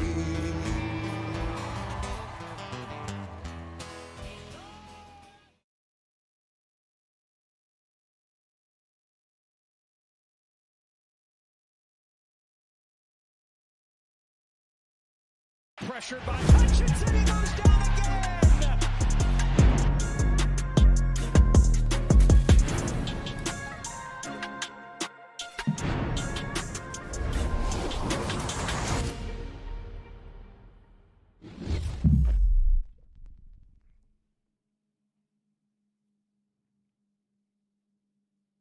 You fucking crazy, man. You sound insane. Do you realize that? They all sound insane, Eric. I sound like that every day. All right, let's do this, man. What the hell's going on with DK Metcalf? So last night, I'm out and about. I'm actually sitting in the Walgreens parking lot. I was at UPS dropping some stuff off, and then I seen the news pop up that he gets suspended. So I made a little video while I was in my truck. He gets punched out of the league for the rest of the season until playoffs, if they make the playoffs. Yep. But what else is going on? All right. The 2-game suspension for what the NFL terms conduct detrimental to the league now voids at least $45 million in future guaranteed money for Pittsburgh Steelers wide receiver DJ Metcalf. He would still be able to earn the money over the next 2 years. However, his 4-year, $132 million contract from March, reviewed by CBS Sports, notes that if he fails to practice or play with the club for any reason, which includes player's suspension by the NFL or club for conduct detrimental, his guarantees will be null and void. So that means the Steelers, if they wanted to move off of DJ Metcalf and pay him $0, they can do that at any time. That's interesting. Like I said earlier, before the show started, I don't think that they're going to do that right now. No, because they're in a hunt. But what if he does something else? I don't even think he needs to do anything else at this point, and they don't have to do it right now. If I understand contracts well enough, that's an open-ended out. So that means if kind of what you read, any time that he's done something with conduct detrimental to the team, right, or the NFL or whatever, at any time they can say, you know what, you did this a month ago, and we finally just decided we don't like it. So this or could a year down the road, right? Well, this could happen in March, or before the next league year. Whenever, when is the next league year? Well, this February says something. Metcalf's 2026 salary of $25 million was previously fully guaranteed, and should he be suspended at least one game, because right now he is appealing his suspension, and if it gets done down to one game, that guarantee will void. But it is extremely unlikely the Steelers would part ways with Metcalf before the 2026 season. Hold on. Back up on that. Hold on. Yeah. I know he's okay. He's appealing it, which I can't imagine that it would get overturned. No. But what do you mean by one game? Because right now it's 2 games. So if it's 2 games. So if it gets rolled back to 1 game, what does it say?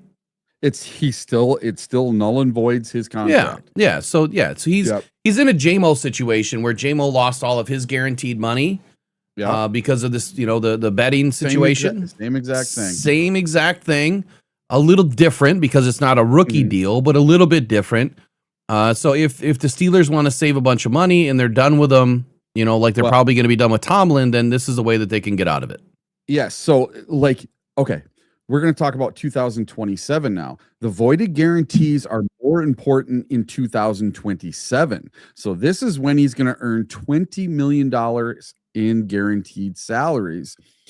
If Metcalf suffered a major injury in the 2026 season that kept him from passing a physical on the first day in March of 2027, he would be guaranteed $20 million for that upcoming season.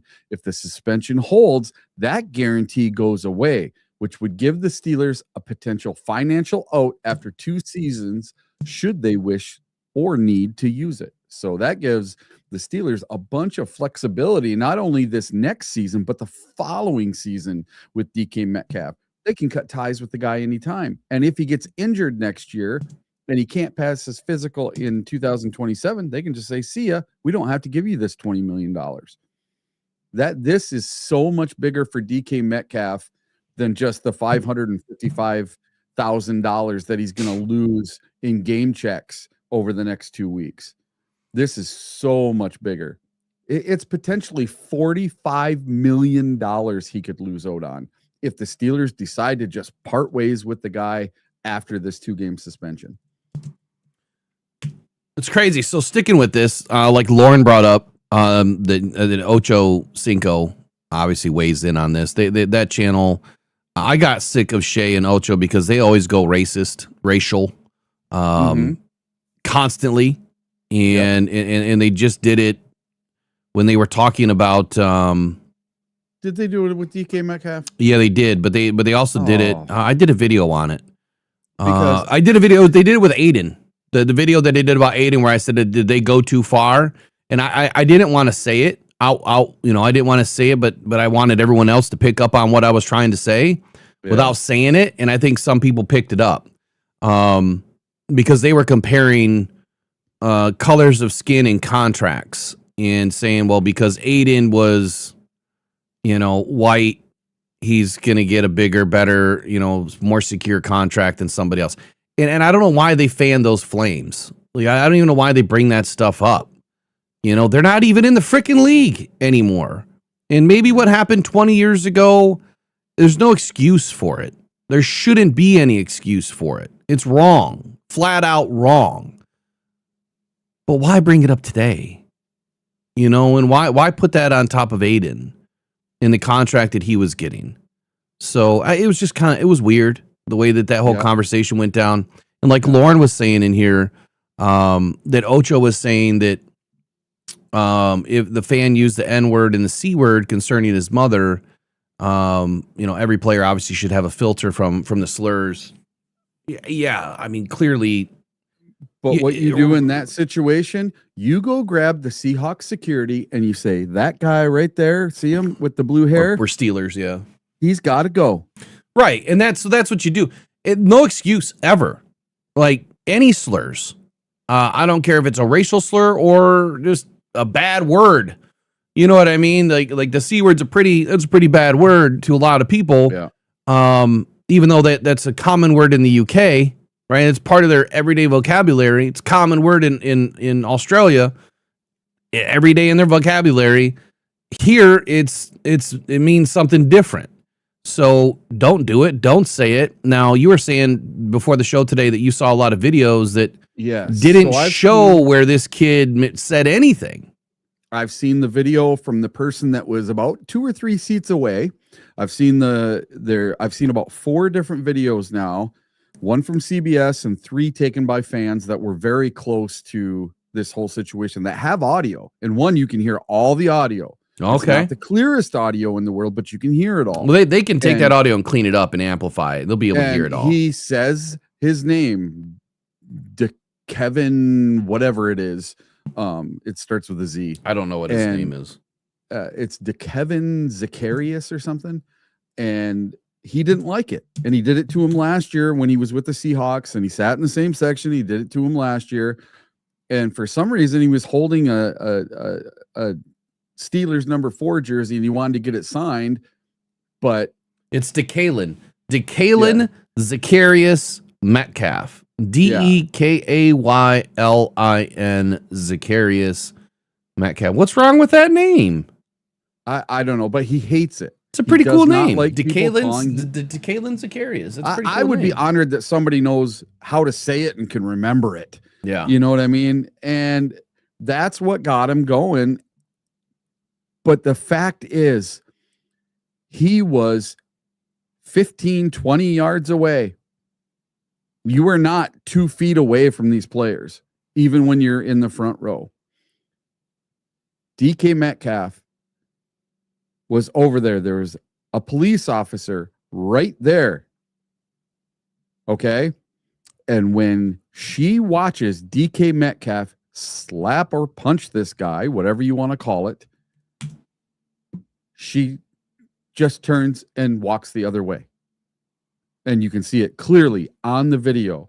Why she didn't turn around and put the cuffs right on him. She just watched someone get assaulted. Yeah. And did nothing. Well, that cop should be fired. That is the part that boggles my mind. When if she saw 2 fans in the stands, the guy in the blue hair and me, sitting next to each other in the stands, and the guy in the blue hair punches me in the face, what's the first thing they're going to do? They're going to send a bunch of security up there. They're going to put me in handcuffs, and I'm going to have to do the walk of shame up those stairs. That is what should have happened to DK Metcalf right there, right then. You can work out the rest of it later on. So the Lions did something. They put the fan cam back on. Mm-hmm. So you can go right now to Sunday's game, and you can find yourself in the crowd. Yeah, I love it. And you know what? You can go right to the sideline. You can look anywhere you want in the stadium. So I know that thing was running the whole game. They just take one picture and say, okay, this is what the fans get to see. But imagine all the cameras and the security system that they have to watch the fans, because they have to be watching the fans. And it's a pretty serious subpoena to be able to get all that. Yes, but then you have all of the security guards all the way around the stadium that they stand there in their bright green shirts. And what do? They stand with their back to the field the entire game. What are they doing? They are watching the crowd. They are watching for fights. They're watching for people going over the railings, people doing bad stuff, saying bad stuff to the players. Right. They don't put up with this. So how security didn't get involved with this right away is beyond me. Whoever those security guards are right behind the bench for the visitors, if they're within earshot or eye shot of that whole incident, they should be fired. That cop should be looked into. It was a woman cop standing right there. Well, we know nothing's going to happen now. From what I heard, this kid has already lawyered up, and he's potentially going to be suing the Lions franchise as well as DK. And then now DK is going to be losing close to $500,000 for both of these games. You know, and I said this to Megan last night. I'm like, if DK was smart, and if the NFL were smart, which you would think that they are, they would say, okay, look, DK, you're going to lose 2 games. This $500,000 that you're not getting paid, we're just going to send it to this dude, and we're going to be done with it. Otherwise, this is going to get drug out in court for probably 2 to 3 years, maybe, if they don't settle. And then it could be a lot more, because now this kid has been publicly shamed. It's all over the internet. And I'm sorry, any judge is probably going to side with a guy that is saying, I'm now getting death threats. I'm publicly shamed for the rest of my life. My face is all over the internet now. I'm never going to be, and now I'm going to have to live with that. That's a couple million. Just to try to make things go away. I got to go move now, whatever. I mean, it's just going to get worse and worse and worse and worse and worse. Right? So DK is going to stand to lose a lot more. And if somehow the Lions are complicit, like I said to Megan last night too, I'm like, so I can see how a good attorney is going to say, well, the fan had, or the player had access. Fan wasn't reasonably guarded against, a threat. So if the player was able to get to the fan, even though said player's leaning over the railing, that player was still able to get to him. So now are you complicit for not protecting the fans? It's a slippery slope. And look, I don't want to see the Lions get sued. It's the last thing we want to see. Like, that's the last damn headline we need coming out of this season. Right? And how would you feel as a Lions fan? You're suing your own team. But an attorney, look, once you sign up, man, they're going to do whatever they need to do to strengthen their case.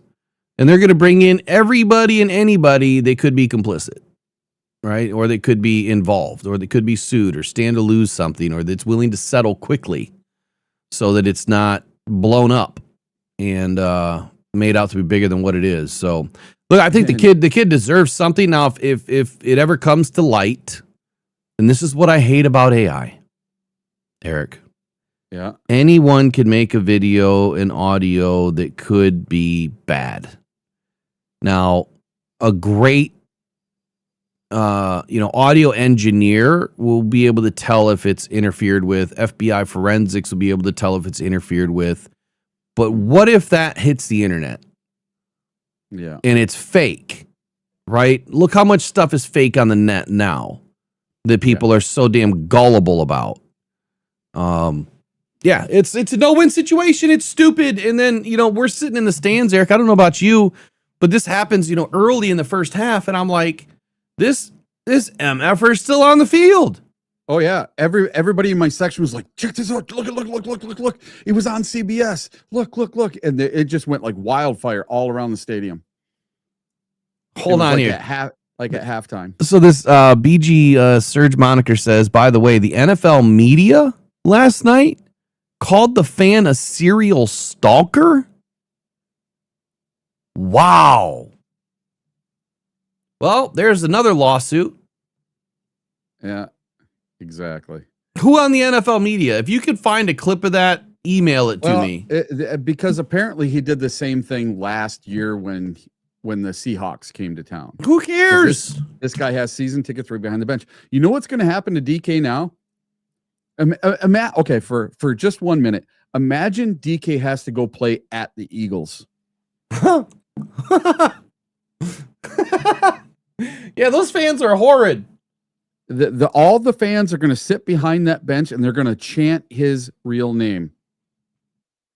That's all they have to do. They don't have to say any bad words, any bad anything. And imagine the words that they would get called at the Eagles, because that place is a friggin' free for all. I'm sorry. From now on, you just need to make a sign that says his full name. That is exactly what I would do. Just make a sign. Call me a petty Lions fan. Call me a petty fan. Call me whatever you want. Get in his head. I almost want to go with my full-on Lions gear, with my blue beard, everything, to the next Steelers game. And I want to sit behind the bench, and I want to just take a sign with DK's real name and just have it say his name and sit down. That's it. Just hold it up all game long. Yeah. So like someone said here in the chat, that's slander. It's a felony the last I checked. So calling the guy a serial stalker. And then Lauren, of course, backs him up and says, the guy's got season tickets. How you a stalker? You're there anyway. Yeah, and people are like, oh, he should lose his season tickets like the guy last year. For what? What did he do? Exactly. I got a question. This is like, hold on. I got a question for you, because you just mentioned that. What was missing from before the game? What was missing? The American flag. Why? American flag. Where was it? Yeah. Why was there no on-field flag? Were they afraid that someone was going to F with Rodgers? Well, they don't do it every game. Every game I've been at. No, they don't do it every game. Every game that I've been at, they've always had a flag out there. No, there's been. Well, we had the pride flag was out there, just not the American flag on this. And they usually had both out there. Yeah. Well, they don't always do the American flag, because I did it last year, and then the game after they didn't. I found out that they do not do it every single game.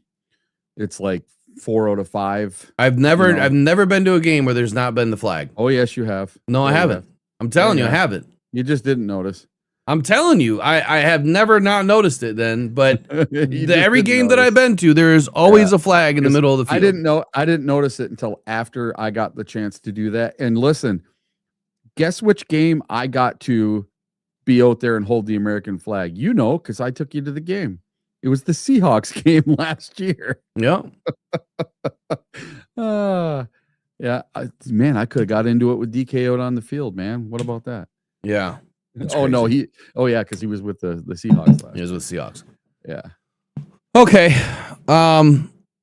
Yeah. But you know what? I told everybody last night on my social media, I don't care what the guy said to DK. You know what? My parents told me sticks and stones can break my bones, but words can never hurt me. Yeah. And that was a moniker to live by. My dad always said, you never raise a fist to anyone for anything they say. The only time you raise a fist is if they raise their fist and they hit you first. But if they hit you first, you put them in the dirt. Yeah. Don't take Absolutely. it if somebody hits you, but you never, ever are the first to hit someone else. And I've lived by that moniker my whole life. If I was that guy, I would have fallen over the railing Oh, dude, I would have been on the field. just to be petty. I would have went after him. Just would've to been be on the petty. field. I would have tried I'd to have let him punch me as much as he wanted. DDT his ass off the top rope. But I would have grabbed back, because he was kind of trying to grab the dude and pull him down. Yeah. I'd have put my whole weight into it and fell right into him. Season tickets be damned. I don't care. Well, and the thing about the thing that you was mentioned about slander. Look, I know all about slander. There's a certain channel out there that does nothing but slander and defame me, and yeah, holding back from going after somebody, it only lasts so long. You got to be careful with that stuff. That's why I've never found a reason to go after somebody, like that. Right? You can have a heated debate about things. You can have disagreements about things. But man, if you've got some serious issues to where you want to slander and defame people, that stuff stays online, man. And it can come back to haunt you in the worst ways. In the worst ways. So I did a quick search just to finish this topic here on DK Metcalf. Here's what the last report was. As of right now, there's been no video that has surfaced that captures the fan calling DK Metcalf any racial slur. However, Exactly. what has surfaced is the DK Metcalf side to the story, where he's told Chad Johnson, Ocho Cinco, that the fan used a racial slur and made a derogatory comment about his mother. So here's my only question then.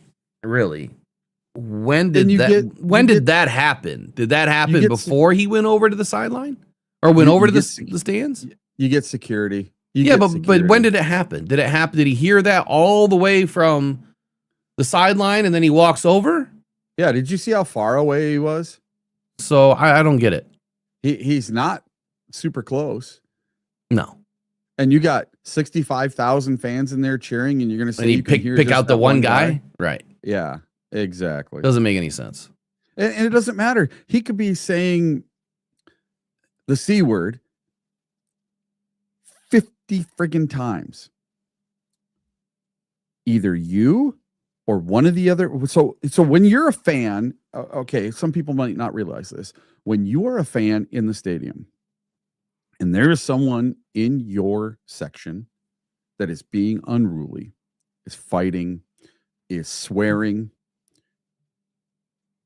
yelling things onto the field or at another fan, there is a number they put up on the board quite often during the game that says, text this number with your section and we will come down and we will fix the problem right away.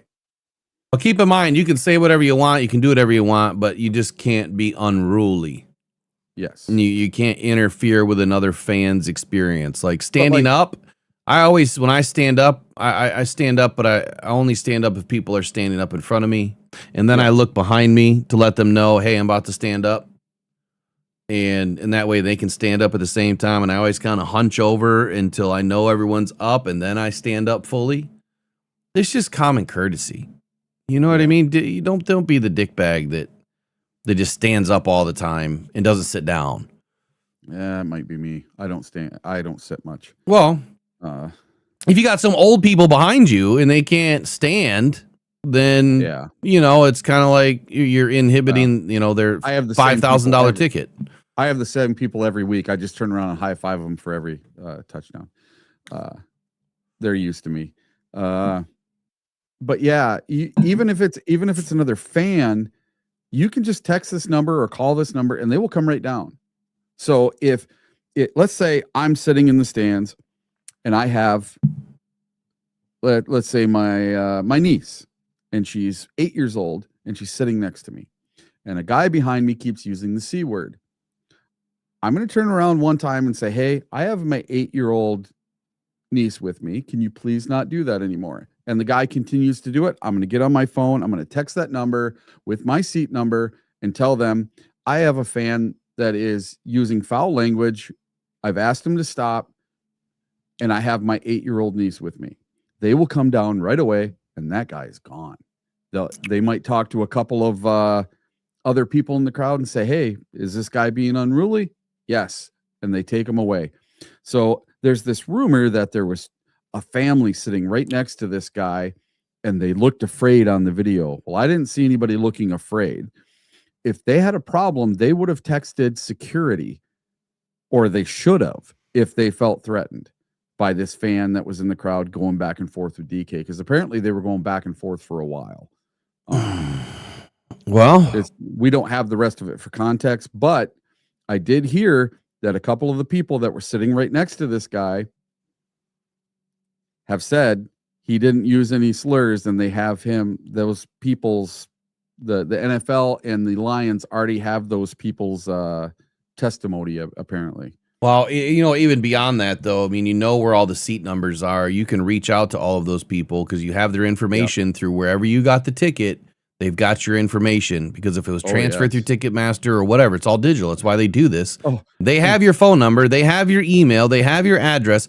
They will reach out to you and they'll say, we would like your video if you recorded anything during the game.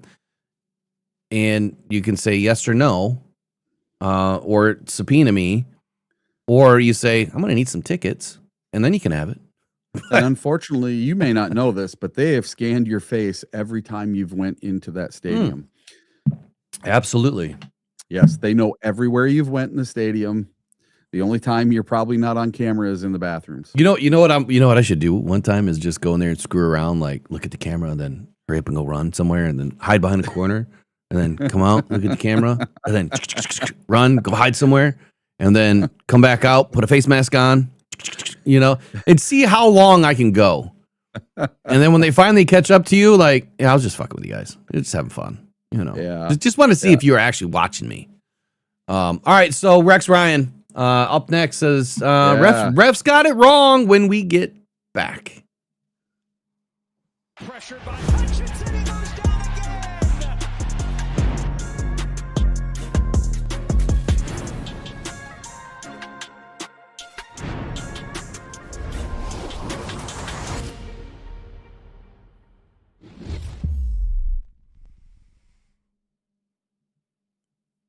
All right.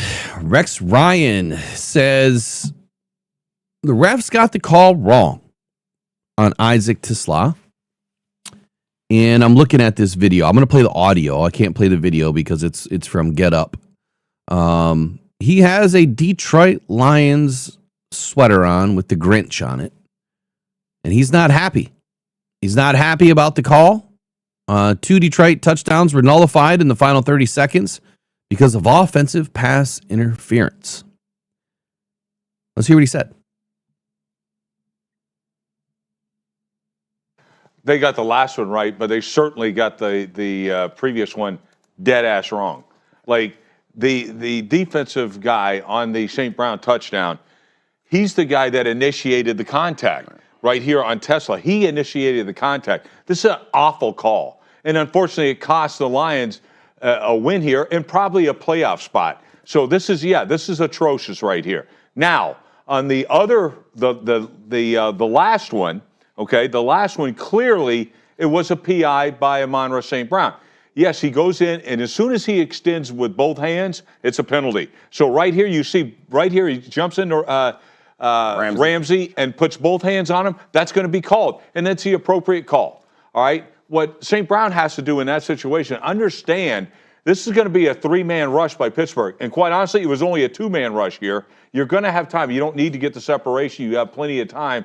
And unfortunately, that was the outcome. But, there's no two ways about it. The first one to St. Brown was a touchdown. Absolute touchdown. Okay, absolute touchdown. If you remember yesterday, I don't know when this came out. This came out, according to this, 9:05 a.m. So I was live when this came out. I didn't see this until Eric mentioned it this morning. But you guys remember yesterday when I said they are the ones that instigated the contact? That's what I saw. And so I'm glad that Rex Ryan saw the same thing. I felt that when Isaac Tesla was coming across, that he leaned into that. And he was the one that instigated the contact. I don't feel like that was a pick play. Because when you continue to watch it through the play, that it was a safety or corner. I don't remember who it was now. He was so lazy, right? He didn't even continue to fight through it.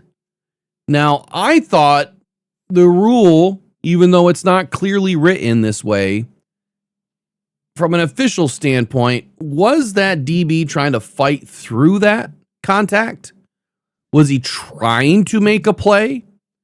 Or did you impede him from making a play? Because if you impeded and he was trying to make a play, well, then said player should have actually acted like he gave a shit. Because he didn't. He just kind of said, did this, and then just kind of went, and St. Brown scores a touchdown. He didn't blast through Tesla. He didn't try to push through Tesla. Nothing. He just kind of came up and made contact. And St. Brown scored.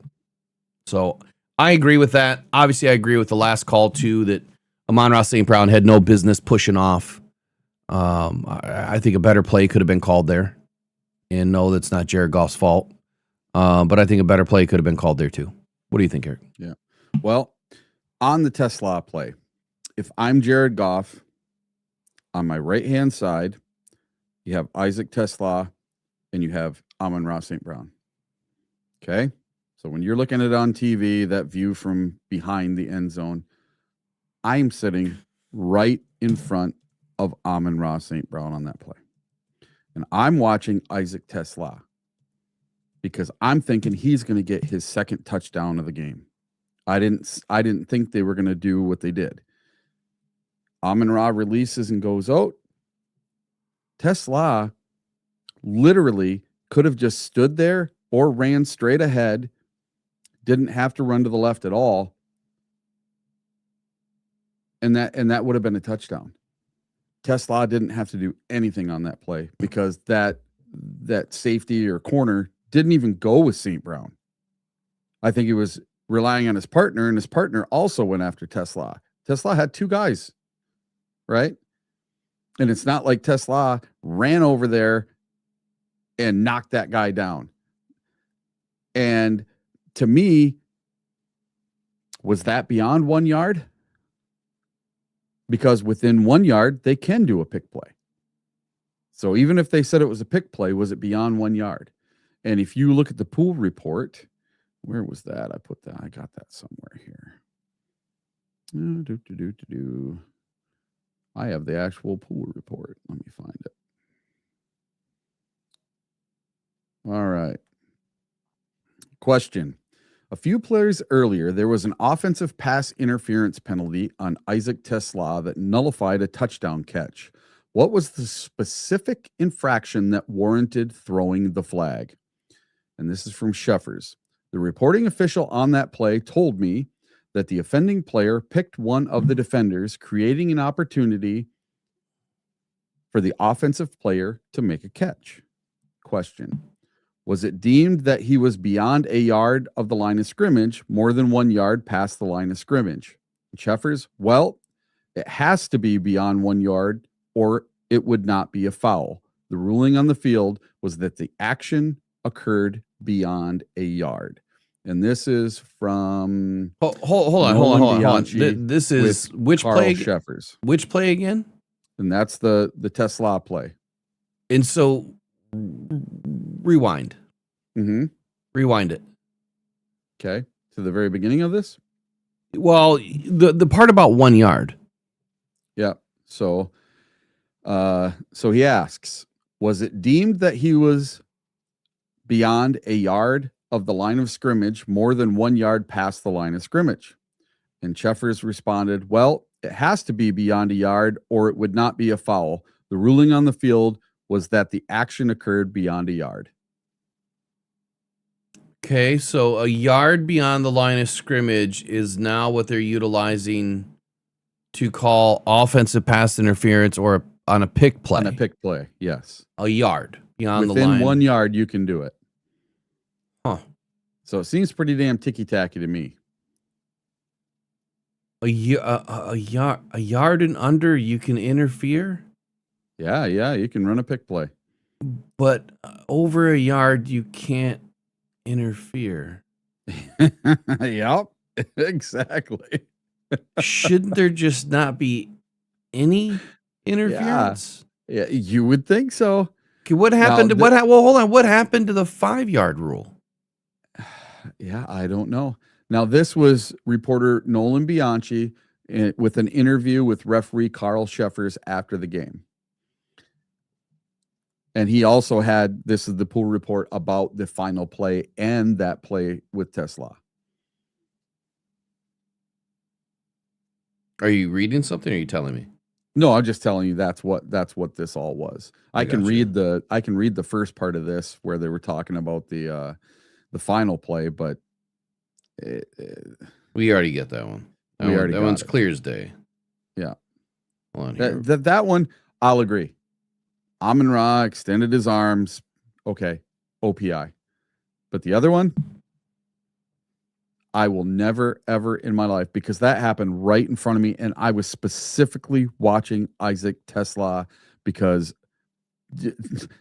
just a little bit before, Isaac Tesla almost caught the game-winning touchdown. He just couldn't reel it in. It was so damn close. And that one was right in front of me. I mean, literally 15 feet away from me.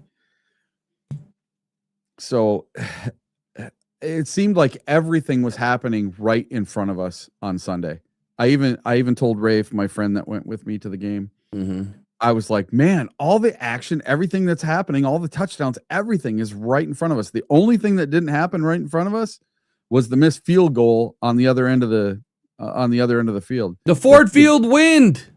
Yeah. Did you feel the breeze? An 18-yard field goal, and he missed it. Did you feel the breeze, though? All of us up into the breeze. You know what? I felt the breeze. It was in the fourth quarter when all those SOL friggin' bandwagon fans started walking out of the stadium and leaving, and you could feel the cold air coming in the stadium. That's the Ford Field wind. Well, well, you know what? That's a thought right there. Whenever there's a field goal, we just need to have people stationed at the doors. Hurry up, open the doors. And the vacuum tunnel, you know, will create some motion. Yeah, so I no longer call them bandwagon fans. Do you know what my new name is for the new brand of Lions fans? I don't know. I call them the penny loafers. The penny loafer fans. Because the Lions wanted to market their team to the more wealthy crowd that can afford to spend $500 on average for a ticket. Mm-hmm. And so they're the penny loafers, man. They're no longer bandwagon because they haven't even earned the right to get on the wagon. Right? They are penny loafer fans, meaning they just have, money and want to go watch a football game, but they could care less if the Lions win. They could care less if the Lions lose. Yeah, that's the North Face fans. So, let's go back to something though. Tesla's interference. Yep. I'm gonna go pull this up real quick. Here we go. Tesla's offensive pass interference. The Lions are at the 1 yard line. Yes. Okay.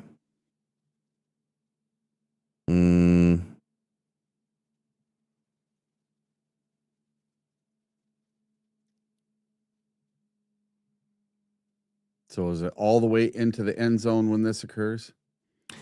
He is just inside the end zone. So ticky tacky is all hell then. Yeah. And so here's the problem that I have with it. The Pittsburgh player, number 29, who is Kyle Duggar, whatever, he has his arms extended into Tesla. That doesn't seem like a pick play to me. No. He has his arms extended into Tesla. If anything, he's going up to initiate. Because there is a 5-yard rule, right? You can Within make 5 contact with a receiver within 5 yards.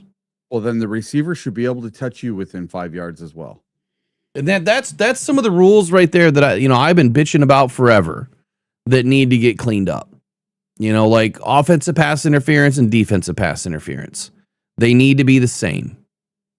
If there's a loss of down or if you replay the down, how do you make it fair?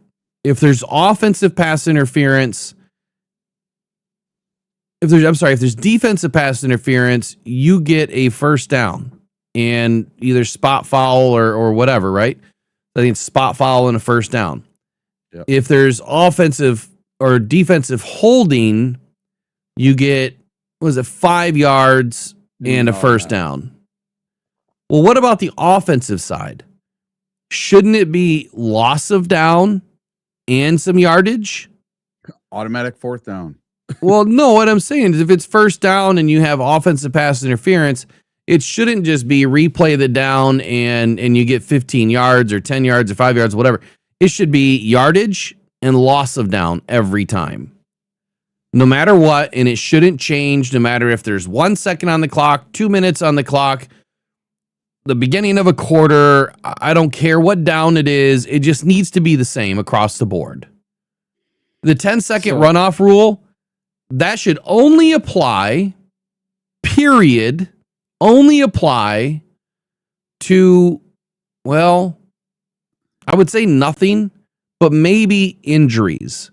So if you have a player that's on the field that's injured that can't get off the field, and it would seem like they're trying to stall out the clock, well, then you're stupid because you're going to lose 10 seconds.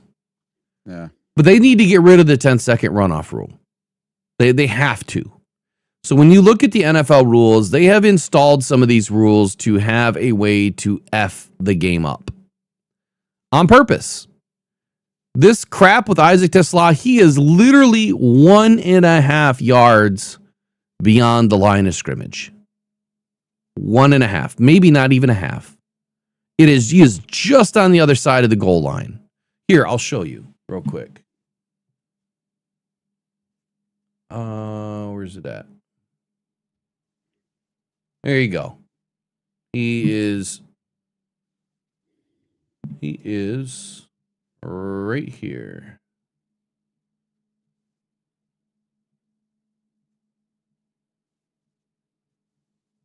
I know it's going to be all blurry because of the pixels, but there you go. There's the line of scrimmage, the blue line. The end zone line would be 1 yard, and he is just on the inside of that. Look at Duggar with his arms extended. The other guy's not even looking at Amon-Ra St. Brown. That's the guy that should be running with an Amon-Ra. Well, yeah, you would think. He doesn't run with him at all. Amon-Ra was wide open. Hey, Will, what is a catch? Says David Napier with a $2 donation. You know what, David? When you figure it out, you let me know. Yeah. We'd love to know here. When you figure it out, man, I think that you'll be able to solve a lot of problems in the NFL. Yeah. Interesting. Okay, so Kevin did send me this link to Facebook, and it is Nate Burleson. I don't know how long this is. Looks like it's a couple of minutes. We'll just listen to it. Oh, all right. Hear what he has to say.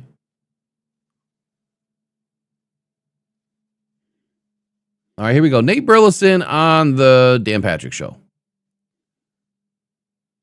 Why is there no volume? Where's the volume at? I don't ever use Facebook. There it Oh, I is. know what a catch is.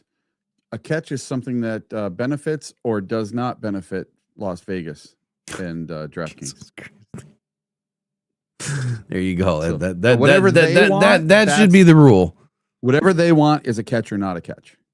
Here you go, Nate Brilson. I'm still trying to figure out how the official says touchdown and then says however. Okay, so help me understand that in the Lions-Steelers game where it's not a touchdown because there was a penalty, so why would you start with your ruling, calling it a touchdown, and then saying, but there was pass interference, no touchdown, game over, drive home safely? Yeah. See, I listen, man. Let's keep it real. This is what I like to keep it real with you. I was drafted by the Vikings, playing in the NFC North. Went to Seattle for 4 years, right? And then I had an opportunity to sign another deal, so I went to Detroit. And I remember when I got there, guys were scoring. They were like, "Look, the league doesn't like us." And Nate, playing here is rough. Not just because we're trying to exercise demons, but when a game is on the line, it tends to go the other way, you know. And I'm like, no. I've been in the league for 7 years now, and I get it. There's some close calls, but football is football, right? And they're like, no, Nate, I don't think you understand it. When it comes to the Lions, there are certain games that just don't go our way, even though everybody knows they should. Now, I remember questioning that, doubting that, and then one year we open up in Chicago. It's a close game. You know, those division games are really like two. And it's the Lions versus the Bears. We're in Chicago. Last minute, Hail Mary throw up to Calvin Johnson. He catches it. He has it in one hand, palming it with his big old mitts. He slides on the hip. He even has like an elbow down. And then he goes to get up on both hands, and one still has the ball in it. And he just pushes himself up off the ground. And he lets the ball go. Even the Chicago Bears were dapping us up saying, "Hey, good game, man. Good game. Yeah. Y'all won that one. We'll see y'all a little later on, in Detroit." And as the rest are sitting there meeting with each other, we're sitting back thinking, what the hell are you meeting about? Game over. That's a catch. We're 1-0 right now. Sure enough, they come back. They look at the cameras and they say, incomplete pass, game over. I was blown away. I really was. And I can't help but to think about all of these moments throughout Detroit Lions history where our eyes see one thing, but then the reality is something else. Now, Amon-Ra, he extended fully on that one by the goal line. I think 9 times out of 10, they're looking for that full extension. They're going to call that. But the touchdown before that, though, where they call it a pick play, but the DB pushed it. I believe it was Tesla. Pushed him. Smart play by the DB, by the way, because if you push a guy into somebody else, you lose balance. The key is when you're running a pick play, you're swimming over the guy, you're running through the guy, you're making a move to make it seem like you're running a route. I think the DB recognized that and was like, I'm going to shove him, throw him off balance. Now I'm off balance. I'm just trying to stay up. It looks like I'm leaning one way or the other, and it looks like a pick play. But I still think that was a perfectly executed play, touchdown by the Lions, game over. But here we are again, another example of how we think one thing and the rest call another. Okay, wait, Nate. You actually thought that the NFL had something against the Lions? Players that played for the Lions said that to me, and I thought to myself, nah, that can't be. And then when they took that catch away from Calvin, a lot of Lions fans and Bears fans and people that just love, big plays by Calvin Johnson, they remember this play. He caught that damn ball. I don't care what anybody says. The whole, back then it was like the action of the catch. You got to catch it, go to the ground and get up and then walk to the locker room, take a shower, then take the bus home and the flight and then bury it in the backyard. Yeah, I just feel like that catch right there was a catch, and that it left a sour taste in my mouth. Listen, the cookie's going to crumble one way or the other. I just felt like we weren't getting, our crumbs. I'm still trying to figure out how the official says touchdown and then says however. Okay, so help me understand that in the Lions-Steelers game where it's not a touchdown because there was a penalty, so why would you start with your ruling, calling it a touchdown, and then saying, but there was pass interference, no touchdown, game over, drive home safely? Yeah, see, I listen, man, let's keep it real. This is what I like to keep it real with you. I was drafted by the Vikings, playing in the NFC North. Went to Seattle. Okay. I don't want to hear it all over again, but I'm kind of taken aback from this, Eric, that this conversation went down the way that it did.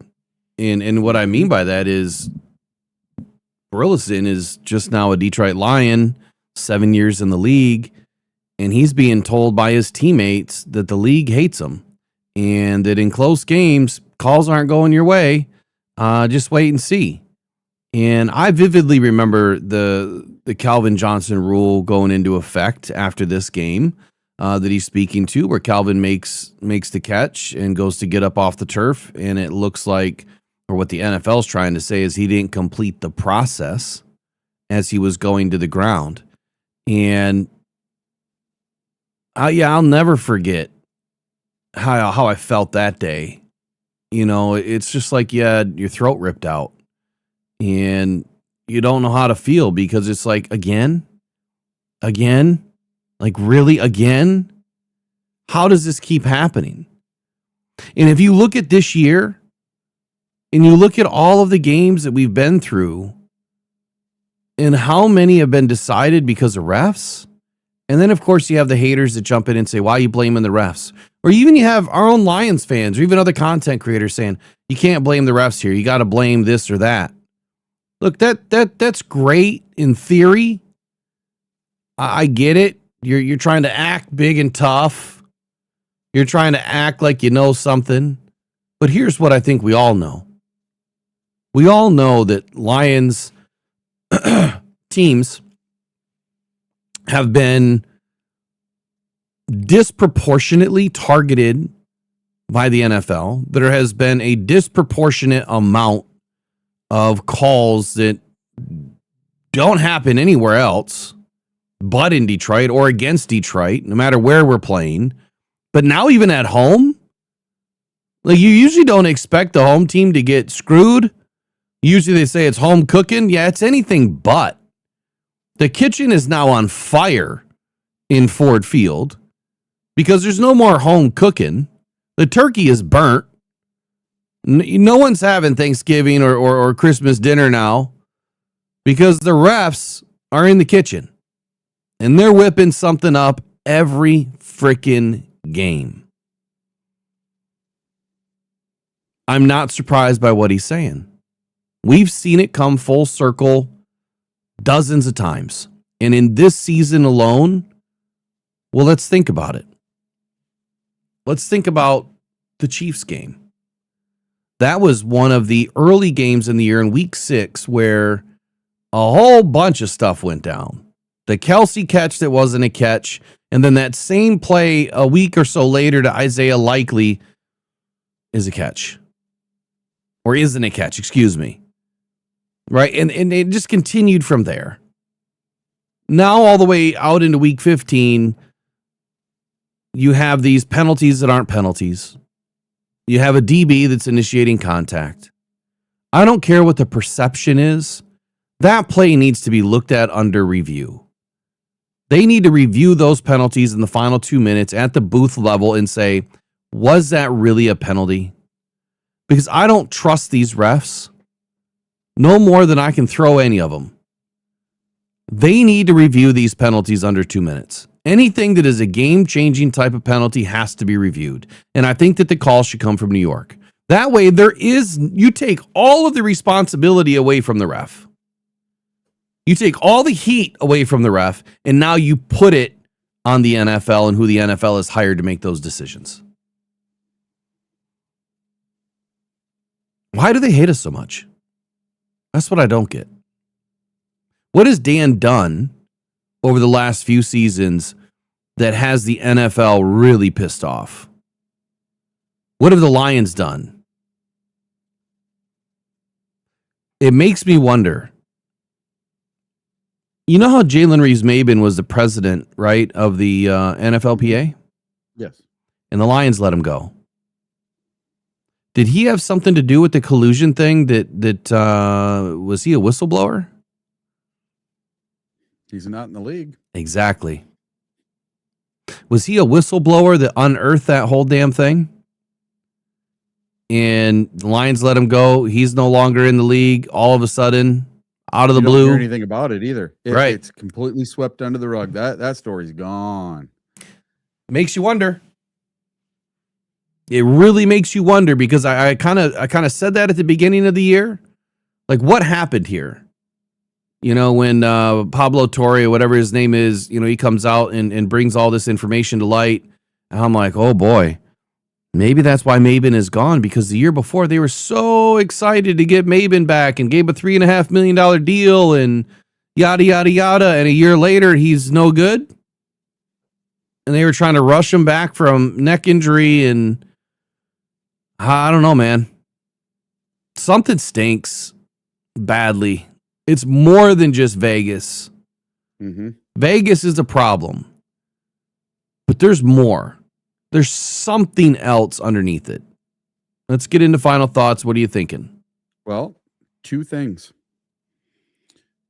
My two things are this: secrecy and Thanksgiving. What do I mean by that? Secrecy. When there is a replay and there is a review on a play, we as fans are in the dark. We have no clue what New York or these refs are saying to each other. We have no clue what they're actually looking at. When you watch a UFL game, you are looking at the exact same replay they are.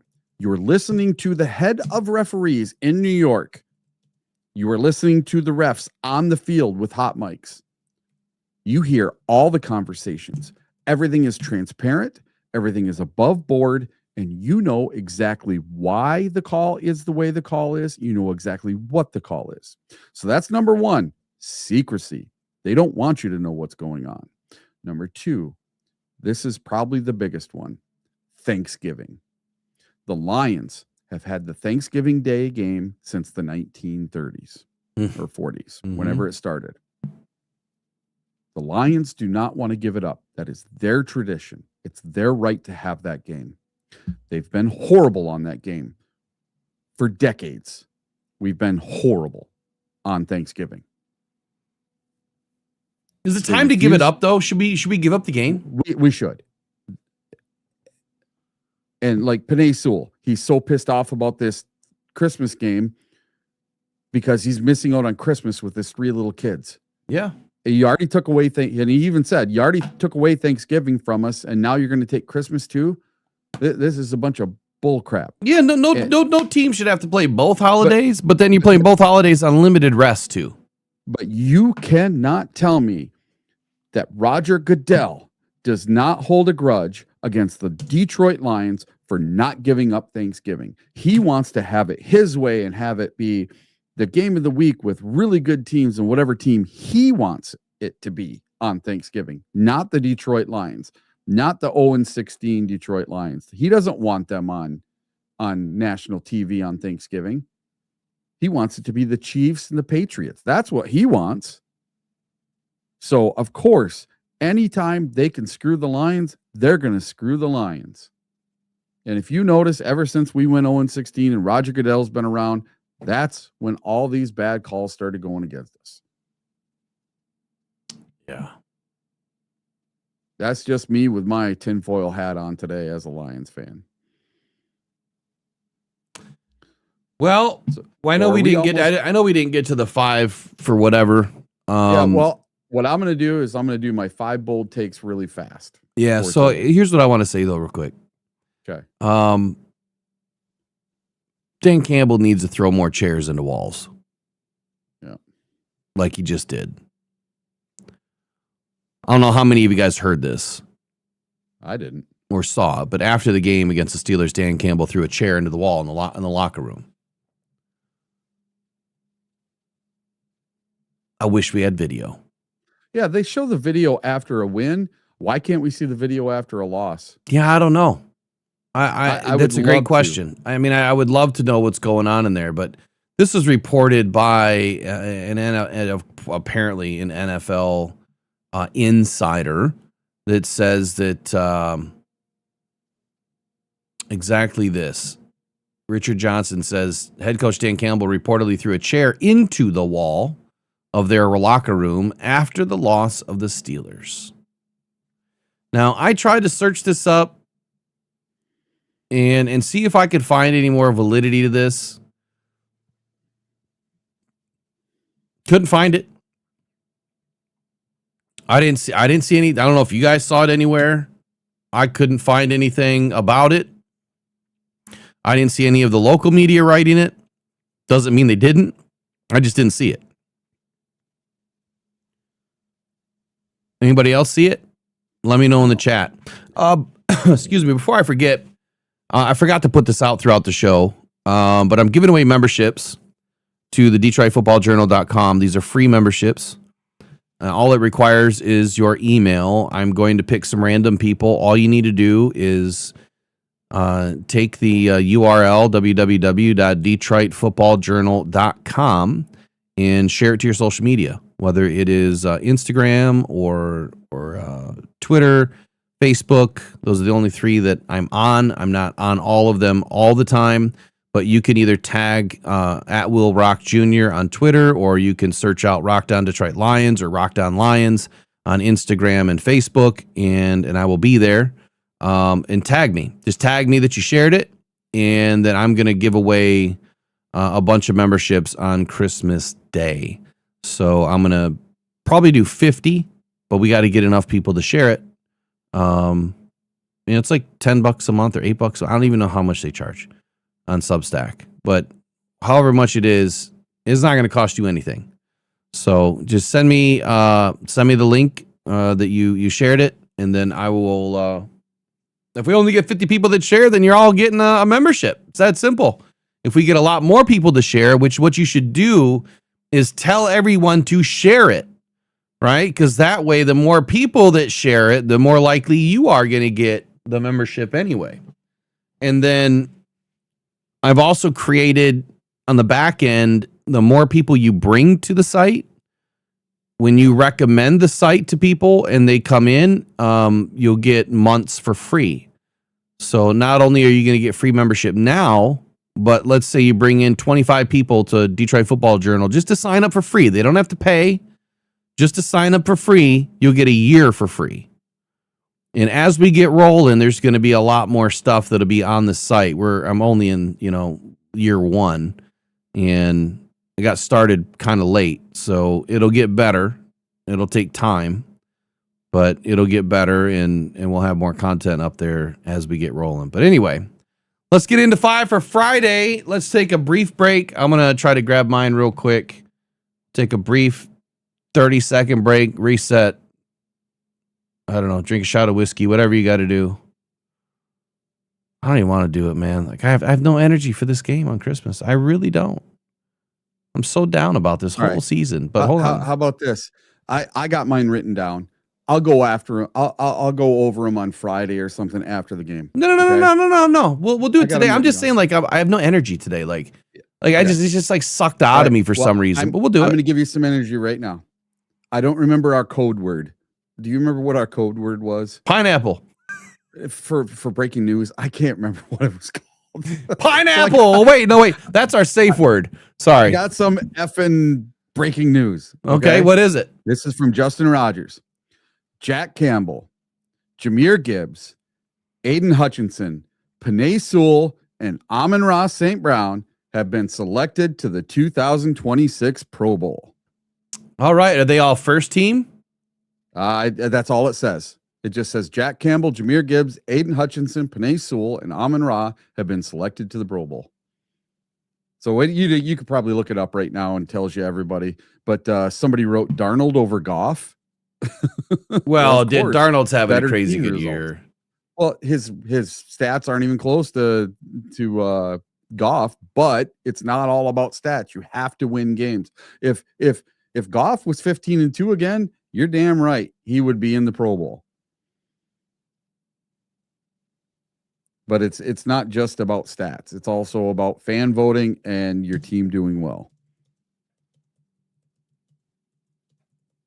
It's exactly what it's about. I mean, it's so being a Pro Bowl caliber player or an MVP type player, it's how you lift your team up to win. What are you doing that is helping your team win, right? Or bringing your team back in games. Well, obviously, Sam Darnold is playing out of his damn mind. They're winning a lot of football games. And it's not to say that Jared Goff is not doing all those things, because when you're averaging 30-plus points a game, he's doing his job, right? He's absolutely doing his job. And he's doing his job with two different coordinators this year and an offense that is not well put together, and he's still out there doing his job. If anyone really deserves it, it's Jared for what he's had to deal with this year. But that's just not how the voting is boiling down. So I got the whole list up here. So quarterbacks is Sam Darnold, Dak Prescott, and Matt Stafford. Running backs are Jahmyr Gibbs, Christian McCaffrey, Bijan Robinson. Fullback is Kyle Juszczyk again. He's the only one. Wide receiver, Puka Nacua, George Pickens, Jackson Smith and Jigba, who should have been first, and Amon-Ra St. Brown. And then for tight ends, you got George Kittle, Trey McBride. Offensive tackles, number 1, Penei Sewell. And then Trent Williams, Tristan Wirfs. And then offensive guards, you have Christian Lindstrom, Tyler Smith, and Joe Tooney from the Bears. And then center, you got Drew Dahlman from the Bears, Cam Jurgens from the Eagles. And then on defense, number 1 for defensive ends, guess who it is? I don't know. Aiden Hutchinson. Shouldn't be, but anyway. And then second is DeMarcus Lawrence. And guess who's in third? Ooh. Micah Parsons. Where's Myles Garrett? Oh, he's AFC. Oh, you said NFC. I'm sorry. Yeah. So I'm doing all just the NFC guys. So there's a complete list of AFC and NFC guys. And then interior linemen, we got Jalen Carter and Quinnen Williams. Yeah, that's and Leonard Williams. Yeah, those guys really good. Outside linebackers, you got Brian Burns, Jared Verse, another guy we wanted, and Byron Young, another guy we wanted. And then inside linebackers, you got Zach Bond and Jack Campbell. There we go. Jack was number 2. I thought he was going to be number 1 for linebacker. And then cornerbacks, we don't have any, but J.C. Horn from the Panthers and Devon Witherspoon from the Seattle Seahawks. Free safeties, you have Kevin Byard from the Chicago Bears. Chicago Bears got a few guys here. And then Antoine Winfield from Tampa Bay. Strong safety, you got Budda Baker. And then long snapper, you got John Weeks from San Francisco. Kicker, Brandon Aubrey from Dallas Cowboys. That guy is amazing. Punter, Tress Way from the Washington Commanders. Return specialist, you got Rashid Shaheed from the Seattle Seahawks. And special teamer, Luke Gifford from San Francisco 49ers. So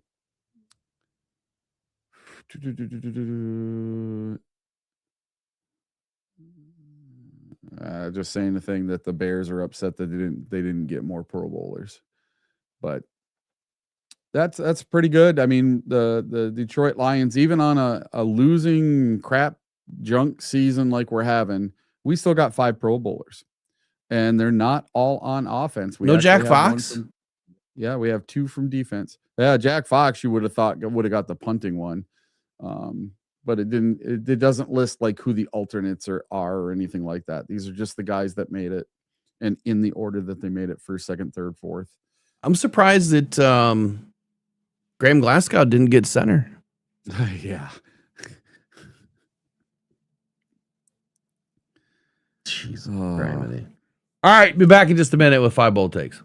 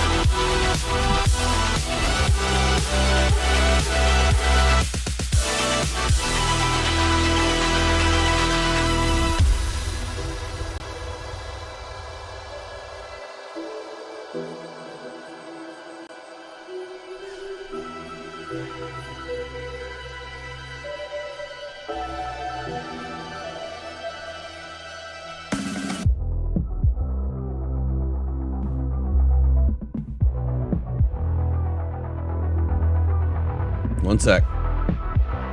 Okay.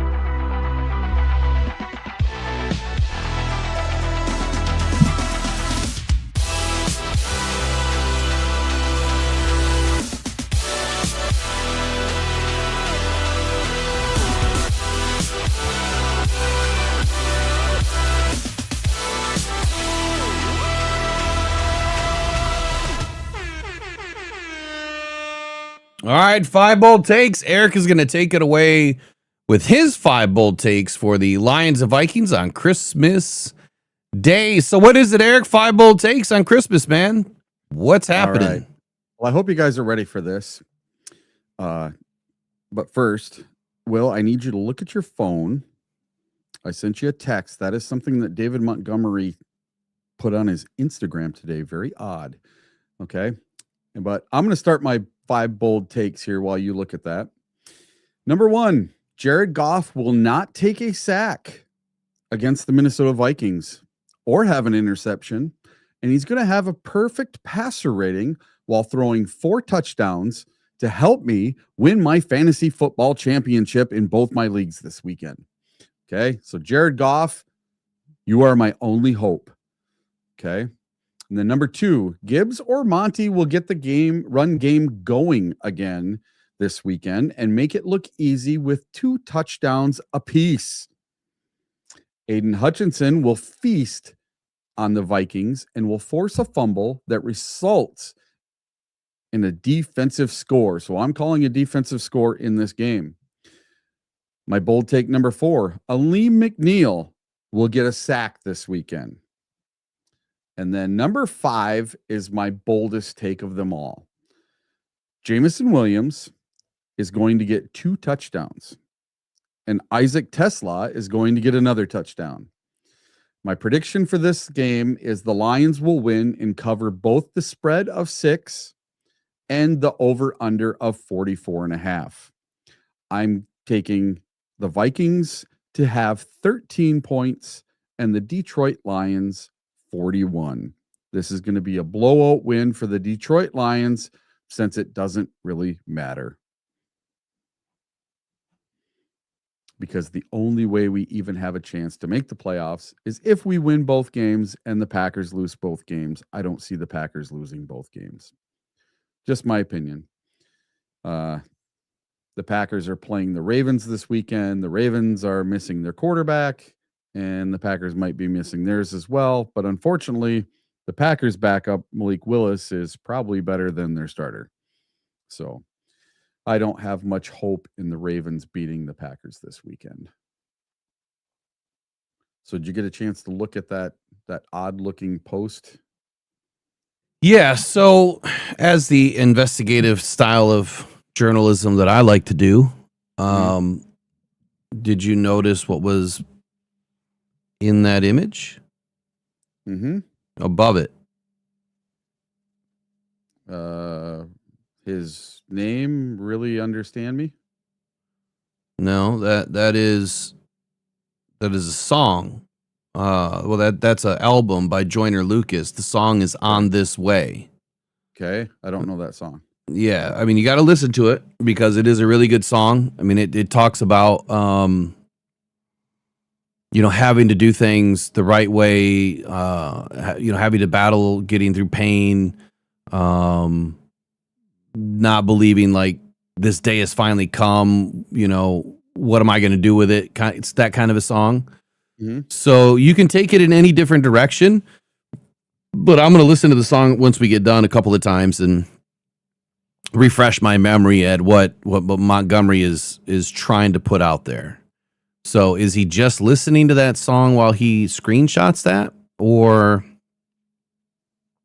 is he sending a message? Why don't you tell people what this picture is that I sent you? Yeah, so it's just Montgomery's shoulder pads with his jersey. In his locker. In his locker. Plate. Yeah. So some people are going to take that does that mean he's on his way out? I don't believe so. And I've been hearing that from fans all over that they want to trade him, that they want to cut him. Why would people put any blame on David Montgomery at all that he's not being used? So here's the thing. Here's what I would take from this if I was looking at this constructively. Elf on a shelf, Montgomery on a shelf. Yeah. Okay. So Montgomery is shelved. That's what I would take away from this. If I didn't know anything about David Montgomery, if I didn't know anything about the Lions, if I didn't know anything about their usage, or if I knew everything, I'm looking at this and I'm saying Montgomery is shelved. David was that's on what the I'm field thinking. for 13 plays on Sunday. Yeah. And Gibbs was on the field for 61 plays.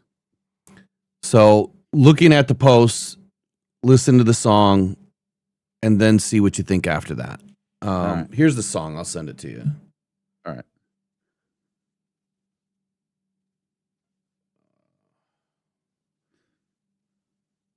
There you go. All right. So my 5 bold takes today. I got realistic ones as always, and I have some bold ones. But 5 bold takes for the Lions and the Vikings on Christmas Day. Now, going back to look at what the Lions and the Vikings did several weeks back, Lions lose. Man, what was the final score in that game? 29-24. Was it 27-24? 27-24? No, it was 29-24 because we were down by 5 points. If we would have kicked that field goal in the beginning of the game, we would have only needed that 3-point kick at the end of the game to win it all. Oh. That's the one thing that burns my biscuit more than anything in this game. I was screaming, take the points, take the points, take the points. I was so pissed off at Dan Campbell in that first quarter for not taking the points. Oh, I'm still furious about it. Hold on. What I'm seeing, November 2nd, 2025, is 27-24. For what game? Vikings. Oh, the Vikings game. I thought you were talking about this game, the one we just had. No. Vikings. Vikings and Lions, 27-24. So, Yeah. sorry. Going back and looking at what we did and what we didn't do, right? Jared Goff, 25 of 37, 284 yards, 2 TDs, took 5 sacks in this game. David Montgomery, 11 for 40. Jahmyr Gibbs, 9 of 25. We only ran for 65 yards against the Vikings. And I'm going to tell you right now, if that happens again, we're not winning this game. The biggest thing in this game was Sam Laporta. He had his breakout game, 97 yards, 6 receptions, 1 TD. Amon-Ra was held scoreless on one of the very few games that he's been held scoreless this season.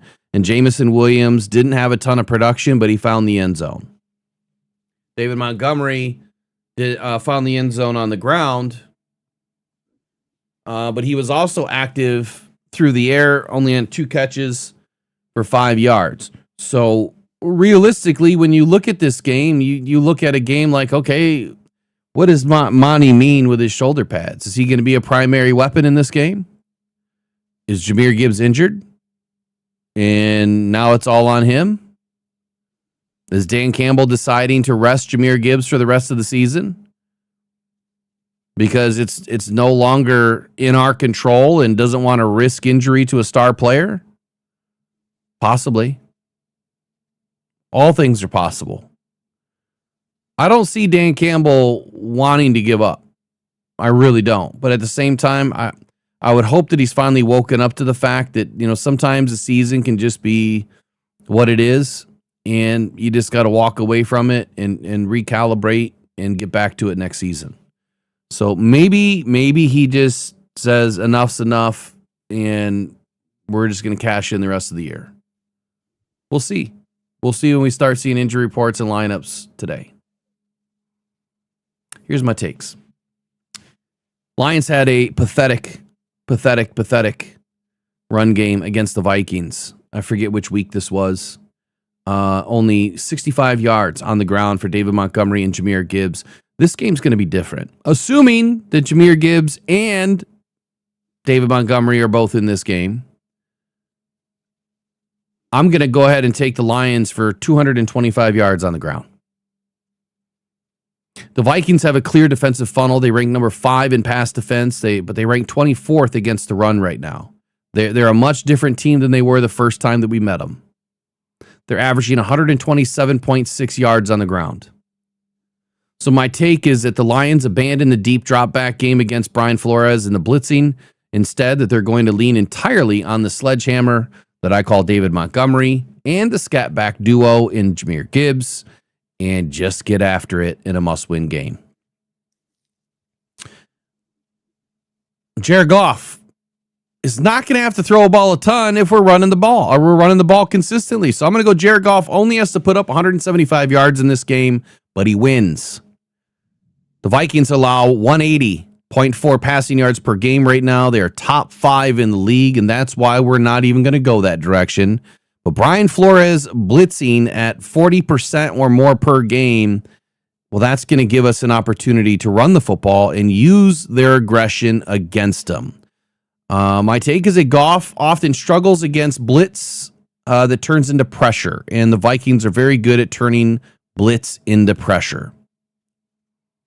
Jared Goff only has to put up 175 on the day, but he will throw a TD. Just one. No interceptions, 1 TD, 1 sack for Jared Goff.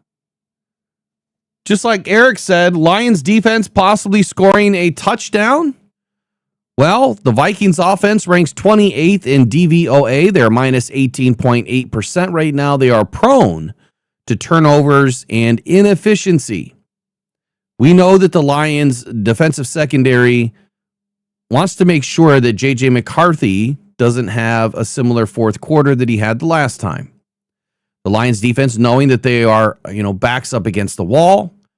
We are the wounded animal, so to speak, so we're vicious. We're going to bite anything that moves. We're going to play aggressive. We're going to jump more routes when we're playing in zone, and we're going to blitz from the slot, which is going to force J.J. McCarthy into error. Well, it's not Brian Branch.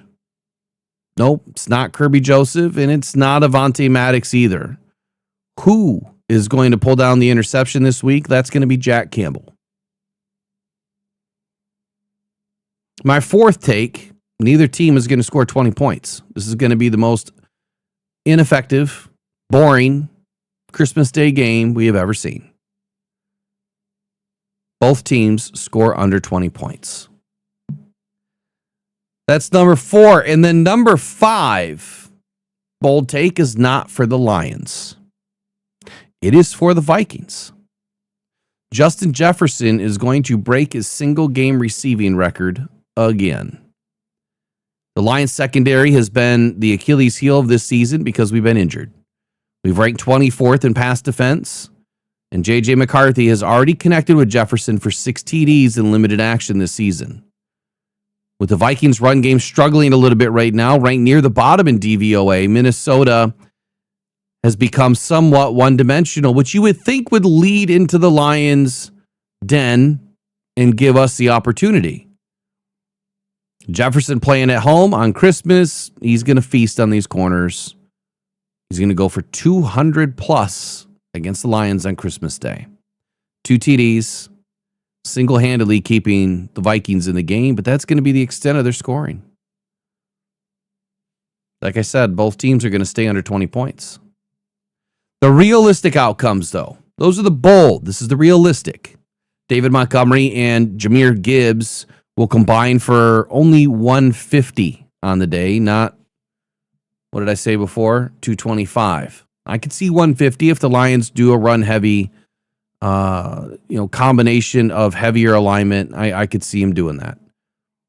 Justin Jefferson scores a touchdown. He's not going to have a game-breaking day, but he'll put up 120, but it won't be a single game record. So rooted in realism here, Justin Jefferson gets a touchdown, 120 yards. A one-score game decided by 7 points, well, that's not really a bold take. It is realistic. Like I said, scoring less than 20 points each, I do see the Lions winning here by less than a score. 19-14. Jared Goff takes 3 sacks. That's not going to happen. Or 5 sacks. That's not going to happen in this game. So a realistic take, he is going to take a sack, but it's just going to be 1. Brian Flores is going to try to send the house on every single play, but even if Detroit runs the ball well, on obvious passing downs, 3rd and long, Goff's lack of mobility. Oh, wait. Scratch that out. It's not lack of mobility. It's the blitz and how fast they get there. Under 2.5 seconds, Minnesota's been getting home the fastest this season. And last but not least, again, rooted in realism, Detroit wins a turnover battle. Jack Campbell will not only have the interception, but Jack Campbell will also have a punch-out, fumble, and recovery on the day. And those are your 5 bold, 5 realistic, and 5 extra bold takes of the day.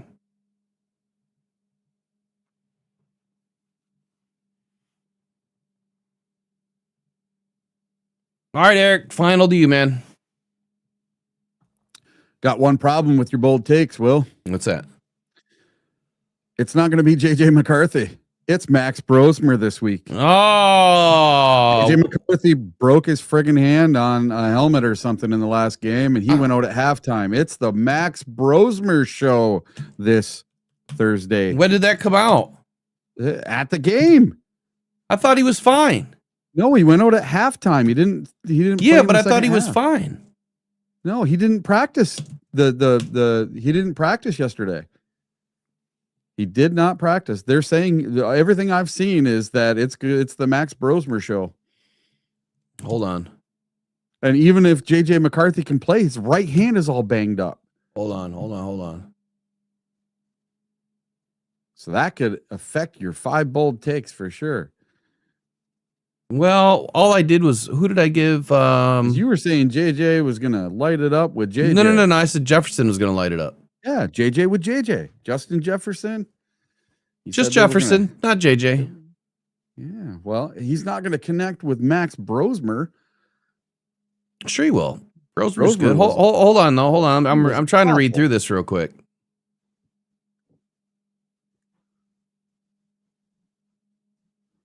And if you look at the injury report for yesterday, so for the Vikings not practicing, you got TJ Hawkinson did not practice. Center Ryan Kelly did not practice. It's a walkthrough, though. Mason did not practice. JJ McCarthy, right hand, did not practice.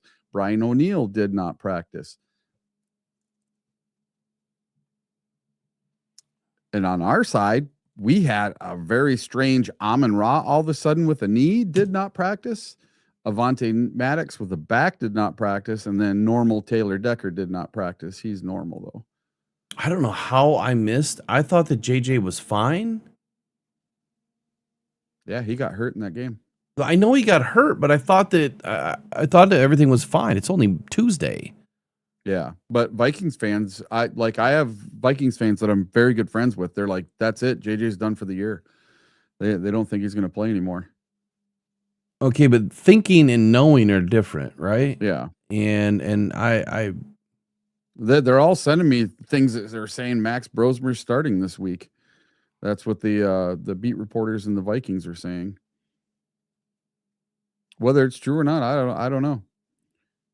No, he did take a vicious hit by Brian Burns. Vicious. He fumbled, and then Newbin scooped and scored.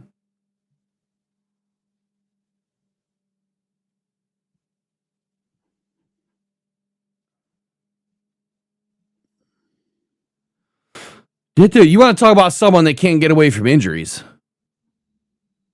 Yeah. Dude, McCarthy is just not working out. Well, okay, so how does this change things for the Lions, man? Is this now a game that we can pull off? I think it is. I got a low-scoring game still. Everything remains the same on my takes. I don't care if it's Brosmer or McCarthy, because honestly, if you're going to tell me that McCarthy's better than Brosmer, I mean, that's just like, it's really not that much different to me. You know what I'm saying? They're both not great. And he went 7 of 9 for 52 yards and highlighted nailed the 21-yard completion to Jefferson on 3rd and 17. So they do have a connection. Yeah. And he had his first career game-winning drive during that possession. So Brosmer's not a slouch. He's really not. He just doesn't have the last name McCarthy. Yep. McCarthy was 9 of 14 for 108 with a 58 passer rating. And I'm not sure how Brosmer finished. I guess everything that I'm seeing, I mean, I haven't seen ruled out yet. I mean, and so the thing, I guess, when you look at the injury report, all it shows, because it is a walkthrough, all it shows is DNP. It doesn't say out. It should say out if he was ruled out. Yeah, he hasn't been ruled out yet. So Kevin Seifert from ESPN wrote, "We'll get some clarity on JJ McCarthy's hand, but I would be very surprised if he plays this week on such a short turnaround to Thursday afternoon's game," Seifert wrote on Tuesday. And then the good news for McCarthy is that x-rays on his hand came back negative, but head coach O'Connell did not sound too optimistic about his quarterback following the win over the Giants. And this is what the coach had to say: "It's a bummer just because I'm having a blast coaching him and seeing the growth of a young player getting the opportunity to actually go out there and grow and develop." End quote. So you'd love to have him for 2 straight home games to finish the season. We'll see where his hand's at and if he has the ability to play for us again. I sure hope so. So that's what the coach said. So we'll see. I guess apparently later today we're going to find out if he's going to play or not. Just a couple of things in the chat here about DJ Reader. One, DJ Reader never said he doesn't care about the Lions. DJ Reader was getting picked on in Twitter. You know, people were messaging him or saying things, tagging him, saying that he was going to get cut and he sucks. Like, these are the idiot fans that I can't stand. You know, you have no business talking shit to somebody that has done more with their life than in one finger than you've probably done with your entire life. You know what I mean? It's crazy to me. It's just crazy that people would talk shit to DJ Reader, but then to say that, you know, that he says he doesn't care about the Lions, that's not what his intent was. His intent was, when someone says you're going to get cut, he responds with, "I'll get my money somewhere else." And you know what I mean? Like, I would say the same thing. I'm still going to get paid because he knows he doesn't suck. He knows what his job is, and he's very good at his job. And that's why this morning I went over and through the missed tackle rates in the run game, because DJ Reader is doing everything that he is supposed to be doing. DJ Reader's not a sack artist. DJ Reader's a nose tackle. He takes up 2 gaps, 2 blocks on every play, and that allows other guys to eat. So what else is he supposed to be doing? I'll focus on some film review today and finally get it finished.